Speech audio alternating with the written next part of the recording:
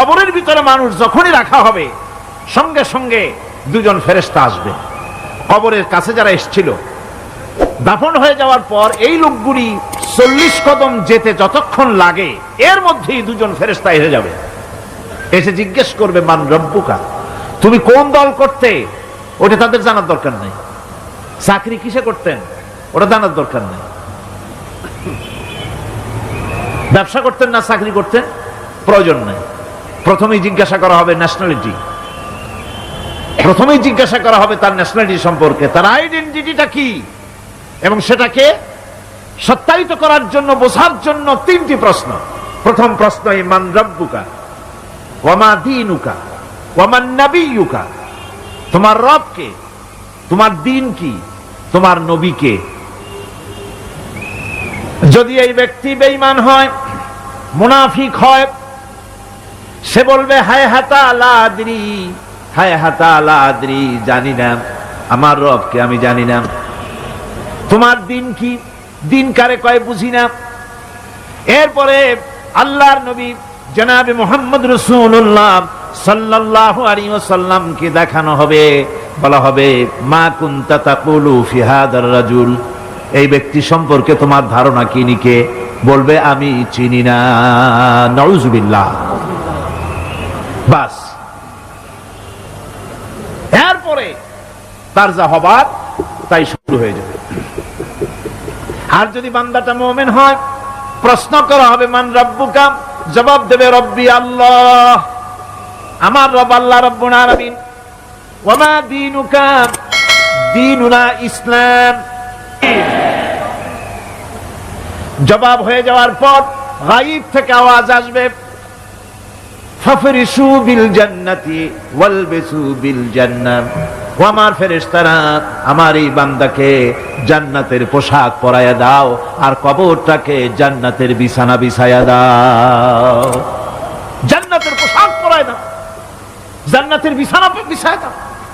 ইলা মাদ্দা বাসারিহি, তার চোখের দৃষ্টি যতদূর যায় কবরটা ততটা প্রশস্ত করে দাও। এরপর বেহেশতের পোশাক পরাইয়া বেহেশতের বিছানা বিছায়া ফেরেশতা বলবে নম কানাউমুল উরুস, ঘুমিয়ে যাও। দুলামিয়া যেমন বাসর সজ্জায় নতুন বউ নিয়ে আরামে ঘুমায়, এরকম আরামে ঘুমায় যাও। ইলা ইয়াউমিল কিয়ামা, কিয়ামত পর্যন্ত ঘুমায় থাকো,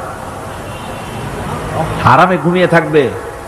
এরপরে সিংহায় ফুৎকার হবে, সিংহার ফুৎকারের আওয়াজে তার ঘুম ভেঙে যাবে, বলবে ইয়া ওয়াইলানা মান বা'সানা মিন মারকাদিনা, হায় আফসোস, আমার এত আরামের ঘুম থেকে কে আমাকে জাগ্রত করলো, আমার ঘুমটারে নষ্ট করলো কে। আওয়াজ আসবে হাদা মা ওয়াদার রহমান ওয়া সাদাকাল মুরসালুন, এটা হচ্ছে রহমানের সেই ওয়াদা, আর মুরসালিনরা নবীরা সত্য কথাই বলেছিলেন, সেই কিয়ামত অনুষ্ঠিত হচ্ছে। আমার বন্ধুগণ, সেজন্য এই দুনিয়ার মোহে পড়ে থাকলে পরে দুনিয়ায় যারা অগ্রাধিকার দিবে দুনিয়াকে পরকালের তুলনায়, জবাব দিতে পারবে না কবরের ভিতরে গিয়া। আর যারা পরকালকে অগ্রাধিকার দিবে, দুনিয়ার চাইতে পরকালকে বেশি অগ্রাধিকার দেবে, আর আল্লাহর ভয় কলিজার ভিতরে রাখবে, কবরের জবাব সঠিকভাবে দিতে পারবে, কিয়ামতের দিন আল্লাহ রাব্বুল আলামিন তাদের জন্য জান্নাত দান করবেন। জোরে বলেন আমিন। দুনিয়াটা হচ্ছে দুনিয়া যেখানে আমরা আসি। আমি আগেই বলেছি দুনিয়া হচ্ছে আদনা শব্দ থেকে এর উৎপত্তি হয়েছে, তুচ্ছ নিকৃষ্ট, এটার দাম নাই, এটার মূল্য নাই। হযরত ইবনে কাইয়িম রাহিমাহুল্লাহ নওয়ারাল্লাহু মারকাদাহু ওয়া জাআলাল জান্নাতা মাসওয়াহু, হযরত ইবনে কাইয়িম তিনি বলছেন, সুন্দর করে বলছেন দুনিয়া সম্পর্কে, মা মাদা ফিদ দুনিয়া আহলামুন ওয়া মা বাকিয়া মিনহা আমানি ওয়াল ওয়াক্তু বাইনাহুমা দায়ুন। মা মাদা ফিদ দুনিয়া আহলামুন, জীবনের যে অংশ ফেলে এসেছি সেটা আজ একটা স্বপ্ন। ওয়া মা বাকিয়া মিনহা আমানি, আর জীবনের যে অংশ সামনে বাকি আছে সেটা এখন একটা আকাঙ্ক্ষা। ওয়াল ওয়াক্তু বাইনাহুমা দায়ুন, আর এর মাঝখান থেকে সময় সব চলে যাচ্ছে। কত বড় কথা চিন্তা করেছেন? জীবনের যে অংশ ফেলে এসেছি তা আজকে স্বপ্ন, তা আজ কি বলেন? স্বপ্ন। আর সামনে যা আছে সেটা আকাঙ্ক্ষা, আর মাঝখান থেকে সময় সব চলে যাচ্ছে। এরপরে তিনি বলছেন ওয়ামান ইয়াসহাবিদ দুনিয়া ইয়াকুন মিসলা কাবিদিন আলাল মাই খানাতুহু ফুরুজুল আসাবিঈ। দুনিয়াদারের অবস্থা হচ্ছে এই, কেউ যদি দুই হাতে পানি খামসায় ধরে, দুই হাতে কি ধরছে বলে, দুই হাতে পানি খামসায় ধরেছে, খুব মজবুত করে ধরেছে, 2 মুঠ পানি, বলেন থাকবে কতটুকু? কতটুকু থাকবে? 1 ফোঁটাও থাকবে না, কারণ তার আঙ্গুলের ফাঁক তার সাথে খেয়ানত করবে, আঙ্গুলের ফাঁক দিয়া পানিগুলি সব বেরিয়ে চলে যাবে। সুতরাং দুনিয়া যারা চায় তারা ঠিক পানি খামসায় ধরলে পানি যেমন হাতের ভেতর থেকে খেয়ানত করে চলে যায়, যারা দুনিয়া চায় দুনিয়াও তাদেরকে এভাবে ফাঁকি দিয়ে চলে যায়। তবুও দুনিয়ার মায়া মানুষের এত বেশি। আল্লাহর নবী বলেন লাউ কানা লি ইবনি আদম ওয়াদিন মিন যাহাবিন লাহাব্বা ইয়াকুনা লাহু সানিন। এই পৃথিবীতে যদি কাউকে একটা মাঠ ভরে যদি সোনা দেওয়া যায়, লোকটা বলবে রব্বুল আলামিন আমি যদি আরেকটা মাঠ এরকম সোনা ভরা পেতাম। দ্বিতীয় আরেকটা মাঠ দেওয়া হলে আবার বলবে যদি তৃতীয় আরেকটা মাঠ সোনা ভরে যদি পেতাম। নবীজি বলেন ওয়ালা ইয়ামলাউ জাওফু ইবনু আদামা ইল্লা তুরাব। মানুষের পেট 3.5 হাত মাটি ছাড়া, কবরের মাটি ছাড়া মানুষের পেট ভরবে না। আরো চাই, আরো চাই, চাওয়ার কোনো শেষ নাই। মানুষ এভাবে করে দুনিয়ার মহব্বতে এমনি পাগল হয়ে যায়, শুধু দুনিয়ার মহব্বত, পরকালকে বেমালুম ভুলে যায়। আমি কিন্তু এই কথা বুঝাতে চাই নাই যে পরকালের মহব্বতে, পরকালের ভয়তে বা পরকালের জন্য দুনিয়া আপনি বাজার ঘাট বেচা কিনা ব্যবসা বাণিজ্য সবকিছু ভুলে যান, না তা নয়। ভুল বোঝার কোনো কারণ নাই। পরকালকে অগ্রাধিকার দিতে হবে, মানে দুনিয়াটা চিরস্থায়ী জায়গা নয়, চিরস্থায়ী হচ্ছে কোনটা? আখিরাত। চিল্লায় কোনটা? সুতরাং এখানে যা করতে হবে আখিরাতে জবাবদিহিমূলক জীবন যাপন করতে হবে। আপনি ব্যবসা করবেন, ওজনে কম দিতে পারবেন না, আপনি খাদ্যে ভেজাল দিতে পারবেন না, চুরি করতে পারবেন না, ডাকাতি করতে পারবেন না, জেনা করতে পারবেন না, বদমাশি করতে পারবেন না, মদ খেতে পারবেন না, সন্ত্রাসী হতে পারবেন না, হাইজ্যাকার হতে পারবেন না, চাঁদাবাজ হতে পারবেন না, মুনাফাখোর হতে পারবেন না, আপনি চোরা কারবারি হতে পারবেন না, ঘুষখোর হতে পারবেন না, সুদখোর হতে পারবেন না। এই সব কাজ পরকালকে বিশ্বাস করলেই এ সমস্ত কাজ থেকে মানুষ বিরত থাকতে পারে। কথা ঠিক কিনা? এটাই হচ্ছে। সুতরাং এই পৃথিবী থাকবে না, এটা কি চিরকাল থাকবে না, এর একটা পরিসমাপ্তি ঘটবে। যেমন করে সারা বছর লেখাপড়া করার পর কলেজে, বিশ্ববিদ্যালয়, মাদ্রাসায়, হাই স্কুলে, সব জায়গায় সারা বছর লেখাপড়া করার পর যেমন পরীক্ষা দেওয়ার একটা দিন আসে, সারা বছর ব্যবসা করার পর হিসাব নিকাশ করার যেমন একটা সময় আসে, সারা মাস চাকরি করার পর বেতন পাওয়ার যেমন একটা দিন আসে, সারা জীবন চাকরি করার পর পেনশন পাওয়ার যেমন একটা সময় আসে, অনুরূপ ভাবে এই দুনিয়া যেদিন শেষ হয়ে যাবে, আল্লাহ নির্ধারিত সময় শেষ হয়ে যাওয়ার পর একটা সময় আসবে যখন আল্লাহ রব্বুল আলামিন সব শেষ করে দিবেন, লন্ডভন্ড হয়ে যাবে, কিছুই থাকবে না। কোরআনে কারিমে আল্লাহ সব বলেছেন, কোরআনে সব আল্লাহ বলে দিয়েছেন। আল্লাহ পাক বলেন এই পৃথিবীর সব কেমন ভাবে ধ্বংস হবে তার চিত্র আল্লাহ পাক কোরআনে কারিমে তুলে ধরেছেন। ইযাস সামাউ ফাতারাত ওয়া ইযাল কাওয়াকিবু তাসারাত ওয়া ইযাল বিহারু ফুজ্জিরাত ওয়া ইযাল কুবুরু বু'সিরাত। যখন আকাশসমূহ দীর্ণ বিদীর্ণ হয়ে যাবে, তারকাগুলি বিক্ষিপ্ত হয়ে ছিটকে পড়বে,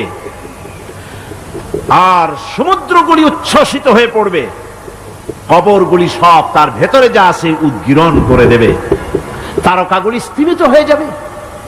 এরপরে সমস্ত আকাশগুলি কাতাইয়িস সিজিল্লিল কুতুব, কিতাবের পৃষ্ঠার মতো একটার পরে একটা ঠাস ঠাস করে পড়তে থাকবে, চূর্ণ বিচূর্ণ হয়ে ভেঙে চুরে একাকার হয়ে যাবে।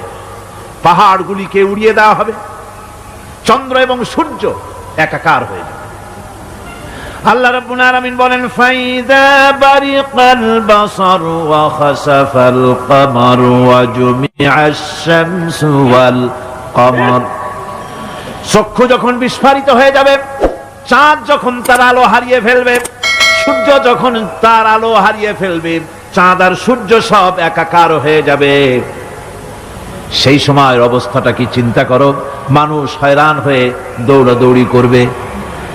ওয়াহুমিলাতিল আরদু ওয়াল জিবালু ফাদুক্কাতা দাক্কাতান ওয়াহিদা। জমিন এবং পাহাড়গুলির মধ্যে আল্লাহ রাব্বুল আলামিন সংঘর্ষ বাঁধিয়ে দিবেন। পাহাড়গুলি ভেঙে চুরে টুকরা টুকরা হয়ে যাবে। পাহাড়গুলি উঁচু করে জমিনের উপরে আছাড় মেরে আল্লাহ রাব্বুল আলামিন ভেঙে চুরে চুরমার করে দিবেন। সুবহানাল্লাহ। ওয়া তাকুনুল জিবালু কাইনিল মানফুস। পাহাড়গুলো পেঁজা ধোনা তুলার মতো করে উড়িয়ে দেওয়া হবে, পাহাড় উড়ে যাবে। সুবহানাল্লাহ। পাহাড় পাথরের তৈরি করা পাহাড়, এই পাহাড়গুলি তুলার মতো হয়ে উড়বে কিভাবে? আমি এই দৃশ্য নিজের চোখে কিছুটা হলেও দেখছি। আজ থেকে 10 দিন আগে আমি ইতালি সফর করে এসেছি। ইতালির রাজধানী রোম। রোম প্রাচীন সভ্যতার লালন ভূমি। কোরআনে কারিমে সূরায়ে রোম রয়েছে। এই রোম সেই রোম। এখানের বাদশার কাছে রাসূল করিম সাল্লাল্লাহু আলাইহি সাল্লাম হেরাক্লিয়াসের কাছে চিঠি পাঠিয়েছিলেন। সেই রোম 12 থেকে 15,000-এর মতো বাংলাদেশি মুসলমান সেখানে আছে। জুমার দিন, যেদিন আমি গেলাম তার পরের দিনই জুমা ছিল। জুমার নামাজ পড়লাম ভ্যাটিকানের কাছেই বিশাল মসজিদ, ইউরোপের ভিতরে সবচাইতে বড় মসজিদ এটা। রোম ইসলামের দুশমনদের রাজধানী। সেইখানে যখন আযান হচ্ছে আশহাদু আন্না মুহাম্মাদার রাসূলুল্লাহ, আমার অনুভূতির কথা আপনাদেরকে বোঝাতে পারবো না, কি অনুভূতির সৃষ্টি হয়েছে আমার ভেতরে। ভ্যাটিকানের পোপ এক পাশে, কিছু দূরেই ভ্যাটিকান। ওটা হচ্ছে গোটা পৃথিবীর সমস্ত খ্রিস্টানদের কাবা, ভ্যাটিকান। তার পাশেই বিশাল মসজিদ, সেখানে নামাজ পড়লাম। চিন্তার ভেতরে আসলো আল্লাহ রাব্বুল আলামিন তার হাবিবের নাম, তার তাওহীদ, তার রিসালাতকে কিভাবে বিশ্বময় ছড়িয়ে দিলেন। আবু জাহেল চাইছিল মুহাম্মদ সাল্লাল্লাহু আলাইহি ওয়াসাল্লামকে স্তব্ধ করে দেবে মক্কার জীবনেই। কত বদনাম, সাহের, কাহেন, কাযযাব, শায়ের, নাউযুবিল্লাহি মিন যালিক, কত গালাগালি করলো। আর আল্লাহ শুনালেন, হাবিব চিন্তার কোনো কারণ নাই, ওয়া রাফা'না লাকা যিকরাক, আমি আপনার প্রশংসা বিশ্বময় ছড়িয়ে দেব। সুবহানাল্লাহি ওয়া বিহামদিহি। রোম প্রোগ্রাম শেষ করে আমাকে তারা নিয়ে গেল, যেটা আমি বলছি সফর কাহিনী শোনাবার সময়টা না, যেহেতু এর সঙ্গে প্রাসঙ্গিক সেজন্য বলছি। পাহাড় কেমনে তুলার মতো হয়ে উড়বে তার নজির দেখেছি। রোম শহর থেকে 300 মাইল দূরে, 300 কিলোমিটার দূরে নেপোলিয়ান বোনাপার্ট তার বাড়ি, এবং ওটা তার নামে একটা প্রভিন্স।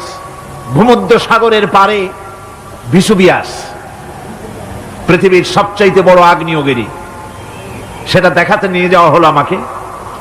যে পাহাড়টা পৃথিবীর মাটি থেকে তার চূড়া হচ্ছে 3 মাইল উঁচু। এর 2 মাইল গাড়িতে করে ঘুরে ঘুরে যাওয়া যায়, এরপর আর গাড়িতে যাওয়া যায় না, বাকিটুকুন যেতে হবে হেঁটে হেঁটে। পাহাড়ের উপরে অক্সিজেন কম, বেশ কষ্ট হচ্ছিল উঠতে। জীবনে প্রথম পাহাড়ে চড়েছি জাবালে নূর, রাসূল করিম সাল্লাল্লাহু আলাইহি ওয়াসাল্লামের উপরে যেখানে ওহী হয়েছিল সর্বপ্রথম। পাহাড় চড়ার একটা অভিজ্ঞতা ওখান থেকে আমার কিছুটা হয়েছিল। খুব কষ্ট হলো বাকি 1 মাইল উঠতে। যখন ভিসুভিয়াসের একদম শীর্ষে চলে গেছি, সেখানে গিয়ে আমার সাথে 15-20 জন লোক ছিল। আমি নিজেই আল্লাহু আকবার বলে আমার গলা থেকে আওয়াজ বেরিয়ে গেল। আমি দেখতে পেলাম ভিসুভিয়াসের শীর্ষে বিশাল গর্ত। আমার মনে হয় গর্তটা এই মাঠের 1/4 হবে, এই মাঠের 1/4 হবে গর্তটা। সেই গর্তটার গভীরতা হচ্ছে 1.5 কিলোমিটার। এইখান থেকে পাথরগুলি উত্থিত হয়েছে, আগ্নেয়গিরি পাথর আগুনে গলে লাভা হয়ে এগুলি পাহাড় বেয়ে উপচে পড়েছে, চতুর্দিকে 12 মাইল ছড়িয়ে গিয়েছে। আমার মনে পড়লো ওয়াকুদুহান নাস ওয়াল হিজারা, জাহান্নামের আগুনের ইন্ধন হবে মানুষ আর পাথর। আমি সেখানে সেজদায় পড়ে গিয়া কান্নাম আর বললাম, আল্লাহ জাহান্নামের আগুন হারাম করে দিও আমাদের জন্য। পাথর কিভাবে গললো, গলে পাথরগুলি গলে পুড়ে চতুর্দিকে পড়েছে আর ছিটকেছে, চতুর্দিকে ছিটকে পড়েছে। সেই পাথরগুলি ছিটকে ছিটকে যেগুলি পুড়ে পড়েছে সেগুলিকে দূরে সাদা রঙের বলে মনে হয়, কোনোটা সাদা কোনোটা কালো, মনে হয় যেন তুলার মতো হয়ে পড়ে আছে চতুর্দিকে। 1944 সনে তৃতীয়বারের মতো ভিসুভিয়াস অগ্নিগিরি যে অগ্নি উৎপাত করে তাতে আশেপাশের 12 মাইল এলাকা এফেক্টেড হয়ে যায়। পাথরগুলি গলে এভাবে বিধ্বস্ত করে দিয়েছে। এখান থেকে এখানে জোহরের নামাজ, আসরের নামাজ আমরা পড়লাম, আল্লাহর কাছে খুব দোয়া করলাম। এখনো ধোঁয়া উঠতেছে, এখনো পাহাড়ের ফাটল দিয়ে ধোঁয়া উঠছে। একজন হাত দিয়ে আমাকে বলল যে খুব গরম লাগে ধোঁয়াগুলি। ওখানকার লোকেরা বলল যে ভেতরে এখনো আগুন আছে, তবে সুপ্ত, যে কোনো মুহূর্তে আবার তা জাগ্রত হতে পারে। আমরা সেখান থেকে নেমে এলাম। একটু কিছু দূর গিয়েই সেখানে হলো পম্পেই শহর। এই পম্পেই শহরটা হচ্ছে ঈসা আলাইহিস সালামের জন্মের 2000 বছর আগে এই শহর তৈরি হয়। ঈসা আলাইহিস সালামের জন্মের 179 বছর পর ভূমিকম্প হয়। সেই ভূমিকম্পে গোটা পম্পেই শহরটা পৃথিবীর মানুষের চোখের আড়াল হয়ে যায়, ধ্বংস হয়ে যায়, মাটির তলায় গরক হয়ে যায়। আজ থেকে 200 বছর আগে মাটি খনন করতে গিয়ে এই শহর আবিষ্কৃত হয়। পুরা শহরটা খুঁড়ে তারা বের করেছে। 180 হেক্টর জমিনের উপরে এই বিশাল শহর। ঘুরে ঘুরে দেখলাম, গাড়ি চলে না সেখানে, পায়ে হেঁটে দেখতে হলো। প্রশস্ত রাস্তা। আজ থেকে 4000 বছর আগের মানুষেরা রাস্তা বানাতে জানতো পাথর দিয়ে, এবং রাস্তার দুধারে তাদের ছিল ফুটপাত, পানির ব্যবস্থা, নগরায়নের সব রকমের সুযোগ সুবিধা। তারপরে সেখানে বিচারালয়, এরপরে দোকানপাট, বাজার ঘাট, সবকিছুর ব্যবস্থা রয়েছে। বিশাল বিশাল পাথরগুলি দিয়ে পিলার তৈরি করা। ভাবলাম এই পিলারগুলি, এই পাথরগুলি তারা কিভাবে ক্রেন ছাড়া এত উপরে উঠালো কি করে, আমার মাথায় আসলো না। পাথর কেটে কেটে সুন্দর সুন্দর অঙ্কন শিল্প তারা করেছে। এরপরে ঘুরতে ঘুরতে বাদশার রাজার বাড়িতে গিয়ে ঢুকলাম। সেখানে গিয়ে দেখলাম উলঙ্গ এত মূর্তি পাথরের তৈরি করা। পাথর কেটে কেটে দেওয়ালে যৌন মিলনের এমন কোন অশ্লীল ছবি নাই যা তারা সেখানে তৈরি করে নাই। উলঙ্গ মূর্তি আর উলঙ্গ যৌন মিলনের অসংখ্য ছবি দিয়ে এই এলাকা ভরা। তখন আমি বুঝলাম আল্লাহর গজব হওয়ার কারণটা কি, এই শহরটা মাটির নিচে হরক হয়ে যাওয়ার কারণটা কি। আল্লাহ পাক জেনা ব্যভিচার যে দেশে বেশি হয় আল্লাহ পাক বরদাস্ত করেন না। দুশ্চরিত্র যে দেশের মানুষ দুশ্চরিত্র হয়ে যায়, জেনা ব্যভিচার বেশি হতে থাকে, আল্লাহ হরক করে দেন, গজব দেন। এই গজব এক এক সময় এক এক রকমের হয়ে আসে। কখনো মাটির নিচে দাবায় দেন, কখনো মহামারী, কোন দেশে কলেরা, কোন দেশে জলোচ্ছ্বাস, কোথাও ভূমিকম্প, আর সর্বশেষ এই জেনা ব্যভিচারের জন্য আল্লাহ পাকের চূড়ান্ত, এই যৌনতার অশ্লীলতার জন্য চূড়ান্ত গজব বর্তমান বিশ্বের জন্য এইডস। আল্লাহ পাক এই গজব দিয়েছেন। বন্ধুগণ, আমি সেই জায়গা, আমি সেখানে যা দেখলাম যে আল্লাহ পাক পাহাড়গুলিকে কিভাবে উড়াবেন এটা অস্বীকার করার কোনো উপায় নাই। বিশ্বাস তো করতামই, তবে হযরত ইব্রাহিম আলাইহিস সালাম যেমন বলেছিলেন, রব্বি আরিনি কাইফা তুহিল মাউতা, হায় আল্লাহ তুমি মরাকে চিন্তা করবা কেমনে। আল্লাহ পাক বলেন, আওয়ালাম তুমিন, তুমি বিশ্বাস করো না? ইব্রাহিম আলাইহিস সালাম বললেন, বালা, অবশ্যই বিশ্বাস করি, ওয়ালাকিন লিয়াতমাইন্না কলবি। যদি চোখে দেখতাম তাহলে আমার অন্তরাত্মা খুব ঠান্ডা হতো। আল্লাহ রাব্বুল আলামিন চোখে দেখায় দিলেন জিন্দা কেমনে মুর্দা হবে, মুর্দা কেমনে জিন্দা হবে, আল্লাহ দেখায় দিলেন। পাহাড় উড়ায় দিবেন আল্লাহ রাব্বুল আলামিন। একথা কলিজার মধ্যে এটার উপর ঈমান, বিশ্বাস, কিন্তু আল্লাহ চোখে দেখাইছেন, ঈমান আরো মজবুত হয়েছে, যা ছিল আরো মজবুত হয়েছে। সুবহানাল্লাহ। আল্লাহর ভয়তে কলিজা কেঁপেছে। আমি পাহাড়ের উপরে কেঁদেছি, জার জার হয়ে কেঁদেছি। বন্ধুগণ, আল্লাহ সুবহানাহু ওয়া তাআলা এই জন্য বলেছেন, কুল সিরু ফিল আরদ, আমার জমিন ঘোরো, ভালো করে দেখো, কাইফা কানা আকিবাতুল মুকাজ্জিবিন, মহা সত্যকে যারা অস্বীকার করেছে তাদের পরিণতি আমি কি করে দিয়েছি, এগুলি চোখে ভালো করে তাকায় দেখো। আমার বন্ধুগণ, সুতরাং এই পৃথিবীর অবসান হবে, এই পৃথিবী ধ্বংস হবে, এই পৃথিবী চূড়ান্ত ভাবে শেষ হয়ে যাবে। ও হ্যাঁ, আরেকটি কথা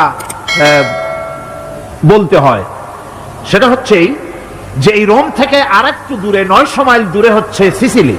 900 মাইল দূরে, সেখানে এই সিসিলি মুসলমানেরা শাসন করেছিল 350 বছর। সেই সিসিলিতে রয়েছে 360টা মসজিদ মুসলমানদের করা। সমস্ত মসজিদগুলি আজ তালা বন্ধ, একটা মসজিদও খোলা নাই। সেখানকার মুসলমানেরা ওয়াজ শুনতে এসেছিল রোমে।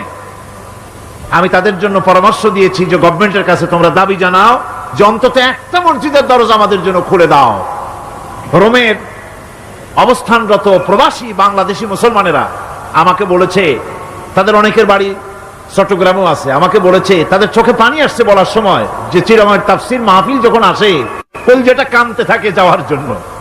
তো যাওয়া তো সম্ভব না এত দূর থেকে, আমাদের সালাম বলে দিবেন যত লোক আসবে, আর আমাদের জন্য দোয়া করতে বলবেন যেন এই রোমের ভিতরে আমরা ইসলামের আদর্শের ভিত্তিতে আমরা যেন চলতে পারি। আপনারা দোয়া করুন তাদের জন্য। ভাইরা আমার, এই পৃথিবী একদিন পরিসমাপ্তি ঘটবে এবং আল্লাহর দরবারে আমাদেরকে উঠতে হবে এবং সেখানে আমাদের বিচার হবে। সেখানে আমাদের কি হবে? বিচার হবে। আল্লাহ পাক বিচারটাকে নির্ভুল করার জন্য, সঠিক করার জন্য প্রত্যেকের গলায় আমলনামা ঝুলায় রাখছেন। এখানে রেকর্ডের ব্যবস্থা করা হয়েছে। আল্লাহ পাক বলছেন, ওয়া কুল্লা ইনসানিন আলজামনাহু তাইরাহু ফি উনুকিহি ওয়া নুখরিজু লাহু ইয়াওমাল কিয়ামাতি কিতাবান ইয়ালকাহু মানশুরা। আল্লাহ পাক বলেন, প্রত্যেকের ভালো মন্দ কর্মফল, কর্মলিপি আমি তার গলায় ঝুলায় রেখেছি। কিয়ামতের দিন সে নিজের কাছে স্পষ্ট সব দেখতে পারবে, কোনো জিনিস বাদ পড়বে না। তার গলায় তার আমলনামা ঝুলানো আছে, সব রেকর্ড হতেছে। আমরা যা করছি সবগুলি রেকর্ড হয়ে যাচ্ছে। বর্তমান বিজ্ঞানীরা আবিষ্কার করেছে যে মানুষের শরীরের ভিতরে ডিএনএ আছে, রক্তের ভিতরে ডিএনএ, এটা একটা কোড ওয়ার্ড। মানুষের রক্তের ভিতরে ডিএনএ আছে। যেমন তার ব্রেনের ভিতরে কতগুলি কোষ আছে, এক একটা কোষ এক এক ধরনের কাজ করে, অনুরূপ ভাবে তার শরীরের ভিতরে, রক্তের ভিতরে ডিএনএ আছে। এই ডিএনএটা কি? এই ডিএনএটা হচ্ছে, এই ডিএনএ একটা কম্পিউটারের মতো কাজ করতেছে। লোকটা কি করবে, কোথায় যাবে, সে ভালো হবে মন্দ হবে, কি হবে, সব তার ডিএনএর মধ্যে রেকর্ডকৃত আছে। এটা বোঝার জন্য একটা সুন্দর দৃষ্টান্ত দেওয়া যায়। যেমন এই কাগজটাকে আপনারা মনে করুন একটা গাড়ির একটা ব্লুপ্রিন্ট, একটা গাড়ির ব্লুপ্রিন্ট। এখানে লেখা আছে গাড়ি কিভাবে তৈরি হবে। এই কাগজটা নিয়ে ঘরের মধ্যে রেখে দিলেন। এখন এই কাগজটা থেকেই অটোমেটিক গাড়ির উইন্ডো তৈরি হলো, শিল তৈরি হলো, গাড়ির বডি তৈরি হলো, চেসিস তৈরি হলো, টায়ার তৈরি হলো, ইঞ্জিন তৈরি হলো, ব্যাটারি তৈরি হলো, পেট্রোল নিল, আর কোন রকমের ড্রাইভার ছাড়াই গাড়ি চলতে আরম্ভ করলো। এই কথাটা যদি মনের মাথার মধ্যে আনতে পারেন যে এটা কিভাবে হইতে পারে, এতে লেখা অনুযায়ী যেভাবে হওয়া যদি সম্ভব হয়, অনুরূপ ভাবে মানুষের রক্তের ভিতরে ডিএনএ এরা আবিষ্কার করেছে। এর ভিতরে মানুষের ভালো মন্দ, কোথায় যাবে, কি করবে, সবকিছু এর মধ্যে রয়েছে। কোরআনে কারিমে আল্লাহ রাব্বুল আলামিন, আমি গত বছরও বলছিলাম যে বিজ্ঞানের আবিষ্কার যত বাড়বে কোরআন বোঝা মানুষের জন্য তত সহজ হবে। কোন সুবহানাল্লাহ। কোরআন বোঝা মানুষের জন্য তত সহজ হবে। সুতরাং মানুষের গলার সাথে আল্লাহ পাক বলছেন যে একটা আমলনামা আমি ঝুলাই দিয়েছি তার গলার সাথে, সে যা করতেছে ওখানে সব লিপিবদ্ধ হচ্ছে, কম্পিউটারাইজড, কম্পিউটারের মতো এগুলি সব গ্রহণ করতেছে। এগুলি কিয়ামতের দিন তার সামনে হাজির করা হবে। কিয়ামতে যখন আমলনামা তার সামনে দিয়ে বলা হবে, ইকরা কিতাবাকা কাফা বিনাফসিকাল ইয়াওমা আলাইকা হাসিবা, তাকে বলা হবে নিজের কর্মলিপি নিজেই পড়ো, আজ তুমি তোমার নিজের হিসাব নিতে যথেষ্ট। বন্ধুগণ, এই মাহফিলে যত লোক আমরা বসে আছি, আমরা আমাদের হিসাব নিতে যথেষ্ট না আরেকজন লাগবে? কোন আমরা যথেষ্ট কিনা? কথা বোঝেন নাই। আমি বলতে চাইছি এটা, আমরা যদি এখন চোখ বুঝে চিন্তা করি যে পিছনের জীবনে কি করেছি, মনে পড়বে নাকি পড়বে না? বলেন সবাই, পড়বে কি পড়বে না? ছোটবেলায় কবে পায়ের নিচে কাঁটা ফুটেছিল, কবে কোথায় আছাড় খেয়েছিলেন, কবে কার বেল, তাল, আম, কাঁচা আম চুরি করে খেতে গিয়ে কিল খেয়েছিলেন, তাড়া খেয়েছিলেন, তাকে এখন মনে নাই? আছে। তাহলে কিল, ওই তাল বেল চুরি করতে গিয়ে যে কিলটা খাইছিলেন সেটাও মনে আছে, ভালো মন্দ সব মনে আছে। তাহলে কোন হোটেলের রুমে কি করছিলেন, কোন স্কুলে কোন কলেজে কি করছিলেন, তারপরে জীবনে ছোট বড় ঘটনাগুলি সব বুঝতে মনে পড়বে না? এবার হিসাব করেন, মনে যদি পড়ে এবার হিসাব করেন আপনি জান্নাতি না জাহান্নামে। আপনি আপনার নিজের হিসাব নেওয়ার জন্য যথেষ্ট। তাকে হিসাব করতে বলা হবে, তোমার হিসাব, তোমার নিজের হিসাব নেওয়ার জন্য তুমি যথেষ্ট, তোমার হিসাব তুমি নিজেই করো, এটা পড়ো। আর সেই কিয়ামতের দিন কোন সাহায্যকারী মিলবে না। লান তানফাকুম আরহামুকুম ওয়ালা আওলাদুকুম ইয়াউমাল কিয়ামা। লান তানফাকুম, কিয়ামতের দিন কোনো ফায়দা হবে না, অবশ্যই কোনো ফায়দা হবে না, কোনো উপকারে আসবে না। কিয়ামতের দিন তোমার সন্তান, তোমার স্ত্রী, তোমার মাল, তোমার সম্পদ কোন উপকারে আসবে না। কিয়ামতের ময়দানে সেদিন সব তোমার সাথে বিচ্ছু করবে, সব পালায় যাবে। সেখানে উৎকোষেরও কোনো কারবার নাই যে ঘুষ টুস দিয়া, ফেরেশতাদের কোন রকম বুঝবাজ দিয়া, আলাদা কোনো চোরাগলি পথ দিয়া একেবারে ফুট করে ভেসতে চলে যাবেন, এমন কোনো সুযোগ নাই। অনেকে বলে, হুজুর এমন কিছু দোয়া শিখায় দেন যাতে ওই সব জেহাদ, বোমা এগুলি খুব ভয় পাই, ও সব রাস্তা টাস্তা না, খুব সহজে কিছু দোয়া দুরূদ করিয়া আস্তে করে জান্নাতে চলে যাওয়া যায়, এরকম একটা দোয়া, এরকম একটা পথ বলে দেন। আমি বলি, ভাই এরকমের কোন চোরাগলি আমার রাসূল আবিষ্কার করতে পারেন নাই, আল্লাহর পয়গম্বরের ওই ধরনের কোন পথ আবিষ্কার করতে পারেন নাই। সেখানে কিয়ামতের দিন কাউকে উৎকোষ গ্রহণ করার কেউ নাই, উৎকোষ দেওয়া যাবে না। আর উৎকোষ দিবি নেবার কি? আপনার কাছে কিছু নাইও, থাকলেও নেওয়ার কেউ নাই। এই দুনিয়ায় ফাঁকিবাজি করে বহুত কিছু করা যায়, কিন্তু কিয়ামতের মাঠে এগুলি কিছুই চলবে না। আল-ইয়াওমা লা ইয়ানফা'ু মালুন ওয়ালা বানুন, কিয়ামতের দিন ধন, সন্তান, সন্ততি আর সম্পদ কোনো কাজে লাগবে না। সেদিন শুধু আমল যদি ভালো হয় কাজে লাগবে, আমল খারাপ হবে সব শেষ হয়ে যাবে।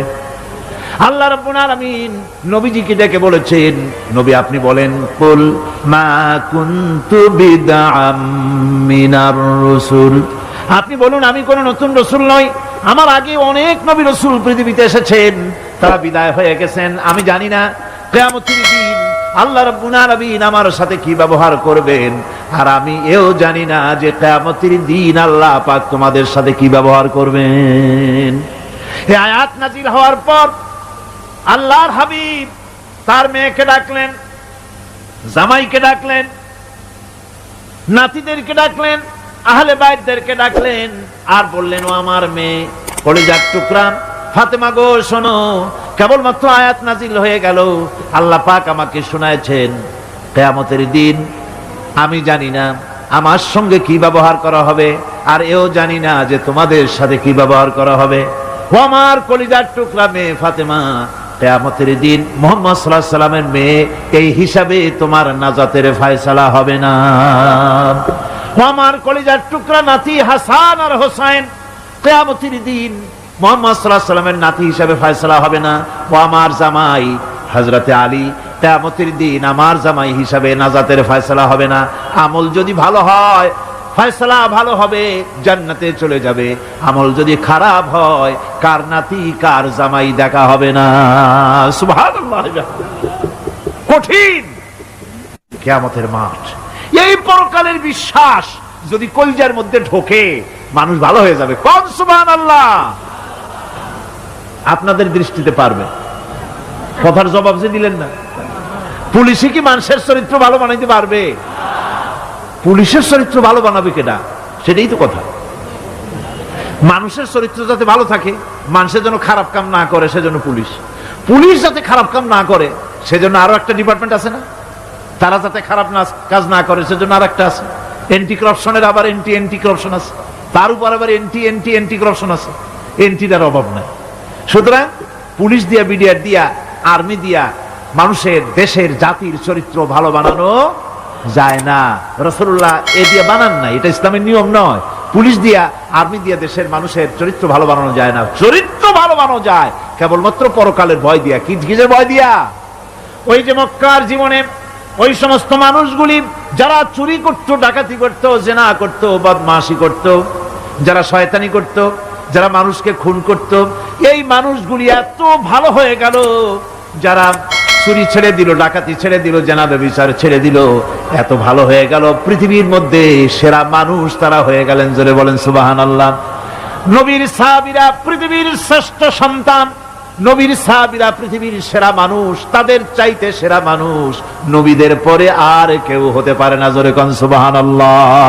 নবীর পরে পৃথিবীতে শ্রেষ্ঠ মানুষ কারা? সাহাবায়ে কেরাম রিদওয়ানুল্লাহ তাআলা আলাইহিম আজমাইন। ওনারা তো কুফরের মধ্যে ছিলেন, শিরকের মধ্যে ছিলেন, চুরি, ডাকাতি, জেনা, ব্যভিচার এমন কোন পাপ নাই যা করা হয়নি। তারপরে যখন আল্লাহর নবীর কাছ থেকে তাওহীদ, রিসালাত ও আখিরাতের দাওয়াত পেলেন, কি সোনার মানুষ এক একজন হয়ে গেলেন। সুবহানাল্লাহ।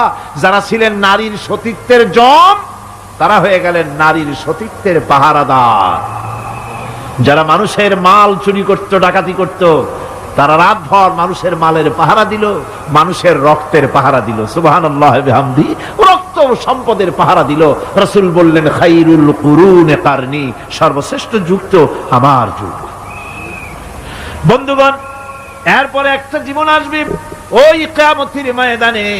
এই পরকালের বিশ্বাস গুরুত্বপূর্ণ ব্যাপার। আমাদের সব কিছুর হিসাব দেওয়া লাগবে। আল্লাহ পাক বলেন ইন্নাস সামআ ওয়াল বাসারা ওয়াল ফুআদা কুল্লু উলাইকা আনহু মাসউলা। নিঃসন্দেহে মানুষের শ্রবণ শক্তি, দর্শন শক্তি এবং তার অন্তঃকরণের কল্পনা সম্পর্কে আল্লাহ রাব্বুল আলামিনের কাছে জিজ্ঞাসিত হতে হবে। কান দিয়া কি করেছিলা, চোখ দিয়া কি করেছিলা, মুখ দিয়া কি করেছিলে, হাত দিয়ে কি করেছিলে, সবকিছুর জবাব আল্লাহ রাব্বুল আলামিনের কাছে দিতে হবে। সবটার জবাব দিতে হবে, কোনো কিছু বাদ যাবে না।